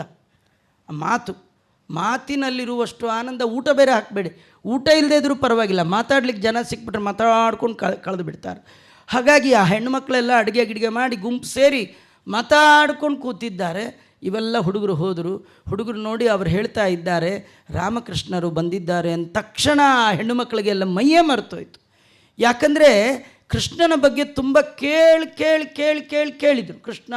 ಕೃಷ್ಣ ಹೀಗೆ, ಅವನ ಮೂಗು ಹೀಗೆ, ಅವನ ಮುಖ ಹೀಗೆ, ಅವನ ಕಾಲು ಹೀಗೆ, ಅವನ ಕೈ ಹೀಗೆ, ಅವನ ನಡೆ ಹೀಗೆ, ಅವನ ನುಡಿ ಹೀಗೆ ಕೇಳಿ ತಲೆ ತುಂಬಿ ಹೃದಯದ ತುಂಬ ಭಗವಂತನ ನೋಡುವ ತವಕ ಅವರಿಗಿತ್ತು. ದೇವರು ನೋಡಬೇಕು, ಈ ದೇವ್ರನ್ನ ಒಂದು ಸತಿ ನೋಡಬೇಕು ಅಂತಿತ್ತು. ಇವರೆಲ್ಲ ಹೋಗಿ ಹೇಳಿದ್ರು, ಕೃಷ್ಣ ಇಲ್ಲೇ ಅಂದರು, ಕೃಷ್ಣ ಇಲ್ಲೇ ಬಂದಿದ್ದಾನ ಅಂತ. ಅಷ್ಟೇ ಅಲ್ಲ, ಕೃಷ್ಣನಿಗೆ ಹಶ್ವಾಗಿರೋದು ಇವ್ರಿಗಿರಿ, ಹೇಳ್ತಿರೋದು ಅವನ ಹೆಸರು. ಇದರರ್ಥ ಏನಂದರೆ, ನಾವು ತಿನ್ನುವಾಗ ದೇವರ ಹೆಸರು ಹೇಳಿ ತಿನ್ನಬೇಕು ಅಂತ. ದೇವರ ಹೆಸರು ಹೇಳಿದ್ರು ಕೃಷ್ಣಂಗೆ ಹಶ್ವಾಗಿದೆ, ಏನಾದ್ರು ಬೇಕಂತೆ. ಆ ಹೆಣ್ಮಕ್ಳು ಹೇಳಿದ್ರು, ನಾವೇನು ಕೊಡಲ್ಲ ಅಂದರು. ನಿಮಗೂ ನಿಮ್ಮ ಯಜಮಾನ್ರಿಗೆ ಏನು ವ್ಯತ್ಯಾಸ ಇಲ್ಲ ಅಂದ್ಕೊಂಡು, ಇಲ್ಲ ಹಾಗಲ್ಲ, ನಾವು ಕೊಡಲ್ಲ ಅಂದ್ವಿ, ನಾವೇ ಬಂದು ಬಡಿಸ್ತೇವೆ ಅಂದರು. ಯಾಕಂದರೆ ಬಡಿಸುವಾಗ ಕೃಷ್ಣನ ನೋಡ್ಬೋದು, ಕೃಷ್ಣನ ಜೊತೆ ಮಾತಾಡ್ಬೋದು. ಇವ್ರ ಕೈಲೇ ಕೊಟ್ಬಿಟ್ರೆ ತೊಗೊಂಡೋಗಿ ಇವರೇ ತಿನ್ಕೊಂಡೋಗಿ ನಮ್ಮ ಕೃಷ್ಣನ ನೋಡೋದು ಮಾತಾಡಿಸೋದು ತಪ್ಪೋಗುತ್ತಲ್ಲ ಅಂಥೇಳಿ ಅವರೇನು ಮಾಡಿದ್ದಾರೆ, ಉಪ್ಪಿನಿಂದ ತುಪ್ಪದ ತನಕ ಮಾಡಿದ ಎಲ್ಲ ಅಡುಗೆಗಳನ್ನು ಯಾವ್ಯಾವ ಪಾತ್ರೆಯಲ್ಲಿತ್ತೋ ಪಾತ್ರೆ ಸಮೇತ ತೊಗೊಂಡು ಹೋಗ್ಬಿಟ್ರು. ಯಾಕಂದರೆ ಸ್ವಲ್ಪ ಕೃಷ್ಣಂಗೆ ಏನು ತೊಗೊಂಡೋಗೋದು, ಇದು ಚೆನ್ನಾಗಿದೆ ಇನ್ನೊಂಚೂರು ಬೇಕಿತ್ತು ಅಂತ ಅವನು ಅನ್ನೋದು, ಇಲ್ಲ ಅಂತ ನಾವು ಅನ್ನೋದು, ಈ ಪ್ರಸಂಗವೇ ಬೇಡ ಅಂತ ಪ್ರತಿಯೊಬ್ಬ ಹೆಣ್ಣು ಮಗಳು ತಮ್ಮ ಮನೆಯಲ್ಲಿ ಏನು ಅಡುಗೆ ಮಾಡಿದರೂ ಉಪ್ಪಿನಿಂದ ತುಪ್ಪದ ತನಕ ಸರ್ವಸ್ವವನ್ನು ಕಟ್ಟಿಕೊಂಡು ಹಪ್ಪಳ ಸಂಡಿಗೆ ಚಟ್ನಿ ಏನೇನು ಮಾಡಿದರೂ ವಿಶೇಷ ಎಲ್ಲ ತಗೊಂಡು ಧಾವಿಸಿ ಕೃಷ್ಣನ ನೋಡಬೇಕು ಅಂತ. ಹೇಗೆ ಸಮುದ್ರಕ್ಕೆ ನದಿ ಸಮೀಪ ಆದಾಗ ನದಿಯ ವೇಗ ಹೆಚ್ಚುತ್ತೋ ಕೃಷ್ಣನ ಸಮೀಪ ಆದಾಗ ಆ ಹೆಣ್ಣು ಮಕ್ಕಳ ಮನಸ್ಸು ವೇಗವಾಗಿ ಭಗವಂತನ ಕಡೆ ಧಾವಿಸ್ತಾ ಇದೆ. ಕೃಷ್ಣ ನೋಡ್ದ ದೂರದಲ್ಲಿ ತನ್ನ ಭಕ್ತರು ಬರುವಾಗ ಸ್ವಲ್ಪ ಸ್ಟೈಲ್ ದೇವ್ರದ್ದು ಚೇಂಜ್ ಮಾಡ್ಕೊಂಡಂತೆ. ಸ್ವಲ್ಪ ಡ್ರೆಸ್ ಗಿಸ್ ಎಲ್ಲ ಮಾಡಿಕೊಂಡಿದ್ದೆ, ಅವನು ತಲೆ ಮೇಲೆ ನವಿಲ್ಗರಿ ಎಲ್ಲ ಇಟ್ಕೊಂಡು ಎಲ್ಲ ಸರಿ ಮಾಡಿಕೊಂಡು ಸರಿ ಒಂದು ಕೈಯಲ್ಲಿ ಒಂದು ಕಮಲದ ಹೂವು ಹಿಡ್ಕೊಂಡಂತೆ. ಒಬ್ಬ ಹುಡುಗನ ಮೇಲೆ ಭುಜದ ಮೇಲೆ ಒಂದು ಕೈ ಹಾಕಿದ, ಇನ್ನೊಬ್ಬ ಹುಡುಗನ ಮೇಲೆ ಭುಜದ ಮೇಲೆ ಒಂದು ಕೈ ಹಾಕಿದ, ಎಡಗಾಲ ಮೇಲೆ ಬಲಗಾಲಿಟ್ಟ. ಇದೆಲ್ಲ ಕೆಲವು ಹುಡುಗರು ಸ್ಟೈಲಾಗಿ ನಿಂತ್ಕೊಳ್ತಾರಲ್ಲ, ಹಾಗೆ ದೇವರು ನಿಂತು ಈ ಕಾಲೇಜ್ಗೆ ಹೋಗೋಡು ಇವಾಗೆಲ್ಲ ಇಲ್ಲ ರೀ, ಮೊದಲು ಒಂದೇ ಒಂದು ಎಕ್ಸಸೈಸ್ ತೊಗೊಂಡು ತಿರ್ಗಿಸ್ಕೊಂಡು ನಿಂತ್ಬಿಡೋರು, ಅಥವಾ ಬೈಕ್ ಕೀ ತೊಗೊಂಡು ಹೀಗೆಲ್ಲ ಮಾಡೋರು. ಇದೆಲ್ಲ ಮೊಟ್ಟ ಮೊದಲ ಬಾರಿಗೆ ಭಾಗವತದಲ್ಲಿ ದೇವರು ತೋರಿಸಿರೋದು. ಕೃಷ್ಣ ಪರಮಾತ್ಮ ಏನು ಮಾಡಿದ, ಕೈಯಲ್ಲಿ ಒಂದು ಕಮಲ ಹಿಡ್ಕೊಂಡು ಗರ ಗರ ಗರ ತಿರುಗಿಸ್ತಾ ಇದ್ದಾನೆ. ಇದ್ರ ತಾತ್ಪರ್ಯ ಕಮಲ ಅಂದರೆ ಕಮಲೆ, ಕಮಲೆ ಅಂದರೆ ಮಹಾಲಕ್ಷ್ಮಿ, ಅವಳು ನನ್ನ ಕಂಟ್ರೋಲಲ್ಲಿದ್ದಾಳೆ, ಅವಳೇ ಈ ಜಗತ್ತಿನ ನಿರ್ಮಾತೃ, ಜಗತ್ತಿನ ತಾಯಿ ಅಂತ ತೋರಿಸ್ತಾ ಭಗವಂತ ಕೈಯಲ್ಲಿ ಕಮಲ ಇಟ್ಟರೆ ಅದ್ಭುತವಾದ ರೂಪ ನೋಡಿ. ಚೆನ್ನಾಗಿರೋರು ಏನು ಮಾಡಿದ್ರೂ ಚೆನ್ನಾಗಿರುತ್ತೆ ರೀ, ಚೆನ್ನಾಗಿಲ್ಲದೆ ಇದ್ದವ್ರು ಏನು ಮಾಡಿಕೊಂಡ್ರೂ ಚೆನ್ನಾಗಿರಲ್ಲ. ಹೇಗೋ ಇರ್ತಾರೆ, ಏನೋ ಮಾಡ್ಕೊಳ್ತಾರೆ, ಮಧ್ಯ ಮಳೆ ಬರುತ್ತೆ, ಆ ಮಳೆ ನೀರು ಮೈ ಮೇಲೆ ಬೀಳುತ್ತೆ, ಕಲರಿಂಗ್ ಹೋಗಿ ಈಸ್ಟ್ಮನ್ ಕಲರ್ ಆಗ್ಬಿಟ್ರೆ. ಇವ್ರು ಹಾಕ್ಕೊಂಡಿದ್ದೇ ಒಂದು ಕಲರ್, ಅದು ಹಾಗಿದ್ದೇ ಒಂದು ಕಲರ್. ಯಾಕೆ? ದೇವ್ರು ಕೊಟ್ಟಿದ್ದ ಕಲರೇ ಇದ್ದಿದ್ರೆ ಚೆನ್ನಾಗಿರ್ತೀರಿ, ಅನುಭವದ್ದದು ಅಲ್ವಾ. ದೇವರು ಚೆನ್ನಾಗಿದ್ದಾನೆ, ಅವನ ಹೆಸರೇ ಸುಂದರಕ್ಕೆ ಸುಂದರ, ಉದ್ಭವ ಸುಂದರ ಸುಂದೋ ರತ್ನನಾಭ ಸುಲೋಚನ ಅಂತ ಸುಂದರನಾದ ಭಗವಂತ ಏನು ಮಾಡಿದ್ರು ಚಂದ. ಅವನು ನೋಡಿ ಆಶ್ಚರ್ಯ ಗೊತ್ತಾ, ಅವನು ಆಭರಣ ಎಲ್ಲ ಹಾಕ್ಕೊಂಡ್ರೂ ಅದನ್ನು ನೋಡಲಿಕ್ಕೆ ದುಡ್ಡು ಕೊಡಬೇಕು. ಬರೀ ಕಾಲು ನೋಡ್ತೀನಿ ಅಂದರೆ ನಿಜಪಾದ ದರ್ಶನ, ಅದಕ್ಕೂ ದುಡ್ಡು ಕೊಡು ಅಂತ. ಬರೀ ಕಣ್ಣು ನೋಡ್ತೀನಿ ಗುರುವಾರ ನೇತ್ರ ದರ್ಶನ, ಅದಕ್ಕೂ ಕಾಸು ಕೊಡು ಅಂತ. ಏನು ಅವ್ನು ನೋಡ್ಬೇಕಾದ್ರೆ ದುಡ್ಡು ಕೊಡ್ಬೇಕ್ರಿ, ದುಡ್ಡು ಕೊಡದೆ ಯಾವುದು ತೋರ್ಸ ಅಂದರೆ ಧನ ಅಲ್ಲ, ಸಾಧನ. ಸಾಧನ ದೇವರು ಕೊಡೋದು ಧನ, ನೀವು ಅದನ್ನು ಕನ್ವರ್ಟ್ ಮಾಡ್ಕೊಳ್ಬೇಕು ಸಾಧನವಾಗಿ. ಭಗವಂತನ ನೋಡುವ ಅವಕಾಶ ಬರುತ್ತೆ. ನೀವು ಫಾರಿನಿಂದ ಬರುವಾಗ ಅದೇ ದುಡ್ಡು ತಂದರೆ ಈ ಊರಲ್ಲಿ ನಡೆಯಲ್ಲ, ಕನ್ವರ್ಟ್ ಮಾಡ್ಕೊಳ್ತೀರಿ. ಹಾಗಾದ್ರೆ ಈ ಊರಿಂದ ಆ ಊರು ಅಲ್ಲಿದೆ ನಮ್ಮ ಮನೆ, ಇಲ್ಲಿ ಬಂದಿರೋದು ಸುಮ್ಮನೆ, ಇಲ್ಲಿ ಸಿಗೋದು ಧನ, ಅಲ್ಲಿಗೆ ಹೋದರೆ ಬೇಕಾದು ಸಾಧನ. ಧನವನ್ನು ಕೃಷ್ಣ ಅಂತ ಅರ್ಪಣೆ ಮಾಡಿದರೆ ಆ ಧನವೇ ಸಾಧನವಾಗುತ್ತೆ. ಆ ಸಾಧನದಿಂದ ಭಗವಂತನ ಆಪಾದ ಮೌಳಿ ಪರ್ಯಂತ ನೋಡುವ ಯೋಗ್ಯತೆಯನ್ನು ಆ ಹೆಣ್ಣು ಮಕ್ಕಳು ಸಂಪಾದನೆ ಮಾಡಿದ್ದಾರೆ. ಎಂಥ ಅದ್ಭುತವಾದ ರೂಪ, ವೇಗವಾಗಿ ಬಂದಿದ್ದಾರೆ. ಕೃಷ್ಣ ಅಂದ, ಏನೆಷ್ಟು ಸ್ಪೀಡು, ನನಗೆ ಹಶ್ವೋ ನಿಮಗೆ ಹಶ್ವೋ. ಅವರಂದರು, ನಿಂಗಿಂತೂ ನಮಗೆ ಹಶ್ವು, ನಿನಗೀಗ ಹಶ್ವು, ನಮಗೆ ಜನ್ಮ ಜನ್ಮಾಂತರದಿಂದ ನಿನ್ನನ್ನು ನೋಡುವ ಹಸಿವು ನಮಗಿದೆ ಎಂದರು. ಅಂಥವ್ರಿಗೆ ಮಾತ್ರ ನಾನು ದರ್ಶನ ಕೊಡ್ತೇನೆ ಎಂದ. ಅವು ಏನು ಮಾಡಿದ್ದಾರೆ, ಎರಡು ಎಲೆ ಮಧ್ಯದಲ್ಲಿ ಹಾಕಿದ್ರು, ದೊಡ್ಡ ದೊಡ್ಡ ದೊಡ್ಡ ಬಾಳೆ ಎಲೆ ಹಾಕಿ ಒಂದರಲ್ಲಿ ಕೃಷ್ಣ ಒಂದರಲ್ಲಿ ರಾಮನ ಕುಡಿಸಿದ್ರು. ಸುತ್ತಲೂ ಪರಿವಾರ ದೇವತೆಗಳಂತೆ ದನ ಕಾಯುವ ಗೊಲ್ಲರನ್ನು ಕುಡಿಸಿ ಎಲ್ಲರೂ ತಂದ ಅಡುಗೆಯನ್ನು ಬಡಿಸ್ತಾ ಇದ್ದಾರೆ. ಪ್ರತಿಯೊಬ್ಬರ ಮನೆಯದು ಕೋಸಂಬರಿ ರೀ, 20 ಕೋಸಂಬರಿ, 20 ಪಲ್ಯ, ಏನೇನು ಕೋಸಂಬರಿಗಳೋ ಏನೇನು ಪಲ್ಯವೋ ಅವನು ಬಿಡದೆ ಹೊಡೆದ. ದೇವರು ಎಲ್ಲವನ್ನೂ ಹೊಡೆದ. ಏಕೋ ವಿಷ್ಣು ಮಹದ್ಭೂತಂ.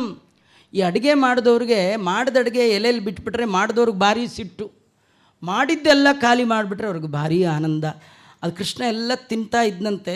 ಊಟ ಮಾಡುವ ಕಾಲಕ್ಕೆ ಒಂದು ಉಪ್ಪಿನಕಾಯಿ ತೊಗೊಂಡು ಬಾಯಿಗೆ ಇಟ್ಕೊಂಡು ಕೇಳೋದಂತೆ, ಈ ಉಪ್ಪಿನಕಾಯಿ ಯಾರ ಮನೆಯದು ಅಂತ. ಯಾರೋ ಮೂಲೆಯಲ್ಲಿ ಕೂತ್ಕೊಳ್ಳಿ, ನಮ್ಮ ಮನೆ. ಅವಳಿಗೆ ಭಾರಿ ಖುಷಿ, ಕೃಷ್ಣ ನಮ್ಮ ಉಪ್ಪಿನಕಾಯಿ ತಿಂದುಬಿಟ್ಟ. ದೇವರು ಸಜ್ಜನರಿಗೆ ಎಂಥ ಅನುಗ್ರಹ ಮಾಡ್ತಾ, ಪ್ರತಿ ಒಂದನ್ನು ತಿನ್ನುವಾಗ ಇದು ಯಾರ ಮನೆಯದೂ ಇದಷ್ಟು ಚೆನ್ನಾಗಿದೆ. ಈ ಕಥೆ ಏನು ಗೊತ್ತಾ, ಊಟ ಮಾಡುವಾಗ ಪ್ರತಿ ತುತ್ತು ತಿನ್ನುವಾಗ ಚೆನ್ನಾಗಿದೆ ಚೆನ್ನಾಗಿದೆ ಅಂತ ತಿನ್ಬೇಕಂತ್ರಿ, ಅದು ಆರೋಗ್ಯಪ್ರದವಾಗತ್ತಂತ್ರಿ. ಊಟಕ್ಕೆ ಕೂತು ಬೈದು ಬೈದು ಬೈದು ತಿಂತಾರೆ. ಇದನ್ನು ಸಾರ ಸುಡುಗಾಡು ಮಠದಲ್ಲಿ ನೋಡಿ ಎಷ್ಟು ಚೆನ್ನಾಗಿ ಮಾಡುತ್ತೆ, ಹೋಗಿ ಅಲ್ಲೇ ಸಾಯಿರಿ ಅಂತಾರೆ. ನೀನು ಇದೆಯಾ ಹಿಂದಿನ ಮನೆ, ಹೋಗಿ ಆ ಹಿಂದಿನ ಮನೆಗೆ ಹೋಗಿ ಅಂತಾರೆ. ಬೈಬಾರ್ದು. ಊಟಕ್ಕೆ ಕೂತಾಗ ಅನ್ನವನ್ನು ನಿಂದ್ಯಾತ್, ಅನ್ನವನ್ನು ಬೈಬಾರ್ದು. ಯಾರೋ ಒಬ್ಬರು ಹೀಗೆ ಅನ್ನ ಬೈಬಾರ್ದು ಅಂತ ಹೇಳಿದ್ರು, ಅವ್ರಿಗೂ ಗೊತ್ತಿತ್ತು. ಆದರೆ ಹೆಂಡತಿ ಕಂಡ್ರೆ ಏನಾರು ಬೈಯೋ ದುರ್ಬುದ್ಧಿ ಅವರಿಗೆ.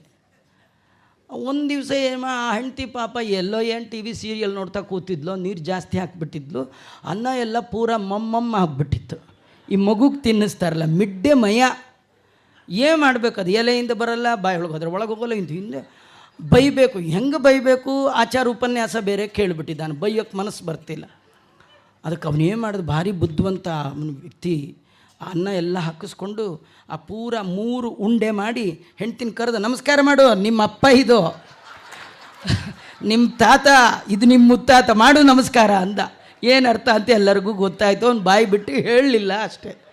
ಅನ್ನಂನ ನಿಂದ್ಯಾತ್ ಕೃಷ್ಣ ತೋರಿಸ್ತಾನೆ. ಪ್ರತಿ ತುತ್ತು ತಿನ್ನುವಾಗ ಕೇಳಿದ್ನಂತೆ, ಇದು ಯಾರು ಮಾಡಿದ್ದು, ಇದು ಯಾರು ಮಾಡಿ. ಅಲ್ರಿ ಅವನಿಗೇನು ಬೇಡ, ಅವನೇ ಇಷ್ಟು ಚಂದ ಕೇಳ್ತಾನೆ ಅಂದಮೇಲೆ ನಾವು ನಮ್ಮ ಮನೆಯಲ್ಲಿ ಊಟ ಮಾಡುವಾಗ ಹೇಗೆ ಊಟ ಮಾಡಬೇಕು ಅಂತ ಭಗವಂತ ತೋರಿಸ್ಕೊಡ್ತಾ ಇದ್ದಾನೆ. ಎಲ್ಲ ಆಯಿತು. ಈ ಕಥೆ 2 ಕಥೆಗಳಲ್ಲಿ ಪುರಂದರದಾಸರ ಕಥೆಯ ಆಧ್ಯಾತ್ಮ ಸಂದೇಶ ಅಡಗಿರ್ತಕ್ಕಂಥದ್ದು. ಮೊದಲು ಬ್ರಾಹ್ಮಣರಲ್ಲಿ ಕೇಳಿದ, ಕೊಡಲಿಲ್ಲ, ಹೆಣ್ಣು ಮಕ್ಕಳು ಕೊಟ್ಟರು. ಆ ಹೆಣ್ಣು ಮಕ್ಕಳನ್ನು ಬ್ರಾಹ್ಮಣರು ಮುಂದೆ ಗೌರವಿಸಿದ್ರಂತೆ. ಅವರೆಲ್ಲ ಊಟ ಬಡಿಸಿದ ಮೇಲೆ ಹೋಗಲಿಕ್ಕೆ ಯಾರೂ ಸಿದ್ಧ ಇಲ್ಲ. ಕೃಷ್ಣ ಅಂದ, ಊಟ ಬಡಿಸಿದ್ದಾಯ್ತಲ್ಲ, ಟೈಮ್ ಆಯಿತು, ಹೊರಡಿ ಮನೆಗೆ ಅಂದ. ಅವರಂದರು, ನಾವು ಪುರಾಣದಲ್ಲಿ ಏನು ಕೇಳಿದ್ವಿ ಅಂದರೆ ಕೃಷ್ಣನ ಹತ್ರ ಹೋದವರು ವಾಪಸ್ ಹೋಗೋ ಹಾಗಿಲ್ಲ ಅಂತ ಕೇಳಿದ್ವಿ. ಹಾಗೆ ನಾವು ಮನೆಗೆ ಹೋಗಬೇಕಾದಿಲ್ಲ ಅಂತ ಯಜಮಾನ್ರ ಜೊತೆಗೆ ಫೈನಲ್ ಡಿಸಿಷನ್ ತೊಗೊಂಡೇ ಬಂದುಬಿಟ್ಟಿದ್ವಿ. ನಮ್ಮ ಯಜಮಾನ್ರು ನಮ್ಮನ್ನು ಒಳಗೆ ಸೇರಿಸಲ್ಲ, ಯಾಕಂದರೆ ಮಧ್ಯ ಊಟದ ಸಮಯದಲ್ಲಿ ಈಚೆಗೆ ಬಂದಿದ್ದೀವಿ. ನಾವು ಭಾರಿ ಸಿಟ್ಟು ಮಾಡ್ಕೊಂಡಿರ್ತಾರೆ. ನಮ್ಮ ಯಜಮಾನ್ರು ಆರ್ಡಿನರಿ ಅಲ್ಲ, ಅವರು ಶಾಪಾನುಗ್ರಹ ಶಕ್ತರು. ಹೋದರೆ ನಮ್ಮನ್ನೇ ನಾಯಿ ಮಾಡ್ತಾರೋ ನರಿ ಮಾಡ್ತಾರೋ, ನಾವು ಹೋಗೋದೇ ಇಲ್ಲ ಅಂತಂದರು. ಕೃಷ್ಣ ಅಂದ, ಹಾಗೆಲ್ಲ ಅನ್ನಬಾರ್ದು, ನಾನು ನೋಡಿ ಆಯ್ತಲ್ಲ, ಹೋಗಿ ನಿಮ್ಮ ಯಜಮಾನರು ನಿಮ್ಮನ್ನು ಒಳಗೆ ಹೇಗೆ ಬಿಡೋಲ್ಲ ನಾನು ನೋಡ್ತೇನೆ ಅಂದ. ಯಾಕೆಂದರೆ ಅವರೊಳಗೆ ನಾನೇ ಇರ್ತೀನಲ್ಲ, ನೀವು ಹೋಗಿ ಮನೆಗೆ, ನಿಮಗೆ ಸ್ಪೆಷಲ್ ಗೌರವ ಇದೆ ಎಂದ. ಅವರಂದರು, ಸ್ಪೆಷಲ್ ಬೇಡ, ಆರ್ಡಿನರಿ ಒಳಗೆ ಸೇರಿಸ್ಕೊಂಡ್ರೆ ಸಾಕಂದರು. ಇಲ್ಲ, ನೀವು ಹೋಗಿ. ಕಡೆಗೆ ಆ ಹೆಣ್ಣು ಮಕ್ಕಳು ಅಂತಾರೆ, ಸ್ವಾಮಿ ನೀವು ಹೋಗು ಅಂತ ಇಷ್ಟಂತ ಇದೆಯಾ, ಹೋಗ್ತೀವಿ. ಹೋದರೂ ನಮ್ಮ ಮನಸ್ಸು ಮಾತ್ರ ನಿನ್ನ ಪಾದದಲ್ಲಿ ಬಿಟ್ಟು ನಮ್ಮ ದೇಹ ಮಾತ್ರ ಹೋಗುತ್ತೆ ಅಂತ ಆ ಹೆಣ್ಣು ಮಕ್ಕಳೆಲ್ಲ ಭಗವಂತನ ಪಾದದಲ್ಲಿ ಮನಸ್ಸನ್ನು ಗಟ್ಟಿಯಾಗಿ ಬಿಟ್ಟು ಗಂಡನ ಕಡೆ ಹೊರಟರು. ಅಲ್ಲಿ ಆ ಗಂಡಂದರು ಹೋಮ ಗಿಮ ಎಲ್ಲ ಮುಗೀತು, ಪೂರ್ಣಾವತಿ ಆಯಿತು, ಮಹಾಮಂಗಳಾರತಿ ಆಯಿತು, ನೈವೇದ್ಯಕ್ಕೆ ಇಟ್ಕೊಂಡ್ರು. ಲೇ ಅಂದರು, ಹೆಂಡ್ತಿನ ಕರೆಯೋ ಹುಟ್ಟು. ಅವ್ರ ಒಳಗಿಂದ ನೈವೇದ್ಯ ತರಬೇಕು, ನೋಡಲೇ ಇಲ್ಲ ಗೀಲ್ಲ ಯಾರಿಲ್ಲ. ಸೀದೆ ಎಲ್ಲಿ ಹೋಗ್ಬಿಡ್ತಾಳೆ, ಟೈಮಿಗೆ ಸರಿಯಾಗಿ ಎಲ್ಲೋ ಹಾಳಾಗಿ ಹೋಗ್ತಾಳೆ ಅಂಥೇಳಿ ಒಳಗೆ ಹೋಗಿ ನೋಡ್ತಾರೆ. ಹೆಂಡ್ತಿನೇ ಅಡುಗೆ ಮನೆ ಒಳಗೂ ಇಲ್ಲ, ಎಲ್ಲ ಹಾಳಾಗಿ ಹೋಗಿದ್ದಾಳೆ. ನಾವೇ ಎಲ್ಲ ತೆಗೆದಿಟ್ಕೊಂಡು ನೈವೇದ್ಯ ಮಾಡ್ಬೇಕು, ಎಂಥ ಹಣೆ ಬರ, ನಾವೇ ಇಟ್ಕೊಂಡು ಸಾಯಬೇಕು ಅಂತ ನೈವೇದ್ಯ ನೋಡೋಕೆ ಹೋಗ್ತಾರೆ. ಅಡುಗೆನೇ ಇಲ್ಲ. ಅಯ್ಯೋ ದೇವ್ರೆ, ಅಡುಗೆನೇ ಮಾಡಲಿಲ್ಲ, ನಾವೇ ಮಾಡ್ಕೋಬೇಕನ್ನೋ ಒಂದು ಪಾತ್ರೆನೇ ಇಲ್ಲ. ಎಷ್ಟು ಸಿಟ್ಟು ಬಂದಿರಬೇಡ್ರಿ, ಹಸ್ದು ಬ್ರಾಹ್ಮಣರಿಗೆ ಭಾರಿ ಸಿಟ್ಟಂತೆ. ಅದಕ್ಕೆ ಭಾರಿ ಬಿ ಪಿ ಗಿಪಿ ಎಲ್ಲ ಹಾಗೆ ರೈಸ್ ಆಗಿಬಿಡೋದು. ಎಲ್ಲ ಭಾರಿ ಆಶ್ಚರ್ಯ. ಎಲ್ಲ ಬ್ರಾಹ್ಮಣರ ಮನಲ್ಲೂ ಇದೆ. ಅವರೆಲ್ಲ ಸಿದ್ಧ ಆಗಿ ಅಂದ್ಕೊಂಡ್ರಂತ, ಇವತ್ತು ನಮ್ಮ ಮನೆಯವರು ಬರಲಿ, ಅಲ್ಲ ನೀವೇನು ಮಾಡಿ, ನಾನು ನಾಯಿ ಮಾಡಿ ಹಾಕ್ಬಿಡ್ತೀನಿ ಅಂತ ಒಬ್ಬರು. ಇನ್ನೊಮ್ಮೆ ಎಲ್ಲರೂ ಕೈಯಲ್ಲಿ ನೀರು ಹಾಕ್ಕೊಂಡು ಮಂತ್ರ ಎಲ್ಲ ಅಭಿಮಂತ್ರಿಸಿ, ಮನೆಯವ್ರು ಬರೋದಷ್ಟೇ ಲೇಟ್ ಹಾಕ್ಬಿಟ್ಟು ನಾಯಿ ಮಾಡಿಬಿಡ್ಬೇಕು. ಎಲ್ಲ ಇದು ಪಾಕಿಸ್ತಾನದ್ದು ಒಂದು ಬೆಟಾಲಿ ಅಂತಾರೆ. ಈ ಗಂಡಸರೆಲ್ಲ ನಿಂತಿದ್ದಾರೆ.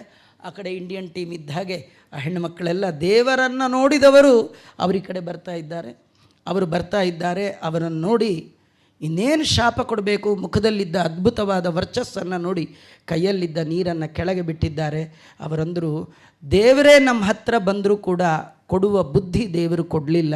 ನೀವು ಎಂದು ಪಾಠ ಪ್ರವಚನಕ್ಕೆ ಹೋದವರಲ್ಲ. ಒಂದು ದಿನ ದೇವರ ಹೆಸರು ಕೇಳಿ ದೇವರಲ್ಲಿ ನಿಮ್ಮ ಮನಸ್ಸು ಇಷ್ಟು ಅಗಾಧವಾದ ಭಕ್ತಿ ಮಾಡಿದೆ ಅಂದರೆ ನಮಗಿಂತ ನೀವು ದೊಡ್ಡವರು. ಆದದ್ದೆಲ್ಲ ಒಳಿತೇ ಆಯಿತು, ನಮ್ಮ ಶ್ರೀಧರನ ಸೇವೆಗೆ ಸಾಧನ ಸಂಪತ್ತಾಯಿತು ಅಂತ ಪುರಂದರದಾಸರು ಹೆಂಡತಿಯಿಂದ ಉದ್ಧಾರ ಆದರು. ಆ ಪತ್ನಿ ಕುಲ ಸಾಸಿರವಾಗಲಿ. ಇವತ್ತು ನಮಗೆ ದಿನ ಬೆಳಗಾದರೆ ಈ ಪರೀಕ್ಷೆ ನಡೀತಾ ಇದೆ. ಮನೆಯಲ್ಲಿ ನಾವು ಏನೇನೋ ಮಾಡ್ತಿದ್ರೆ ಹೆಂಡತಿ ಬೇಕಾದ್ದು ಹೇಳ್ತಿರ್ತಾರೆ, ಸದ್ಗುಣಗಳನ್ನು ಹೇಳ್ತಾರೆ, ನಮಗೊಂದು ಕೇಳಲಿಕ್ಕೆ ರೆಡಿ ಇಲ್ಲ.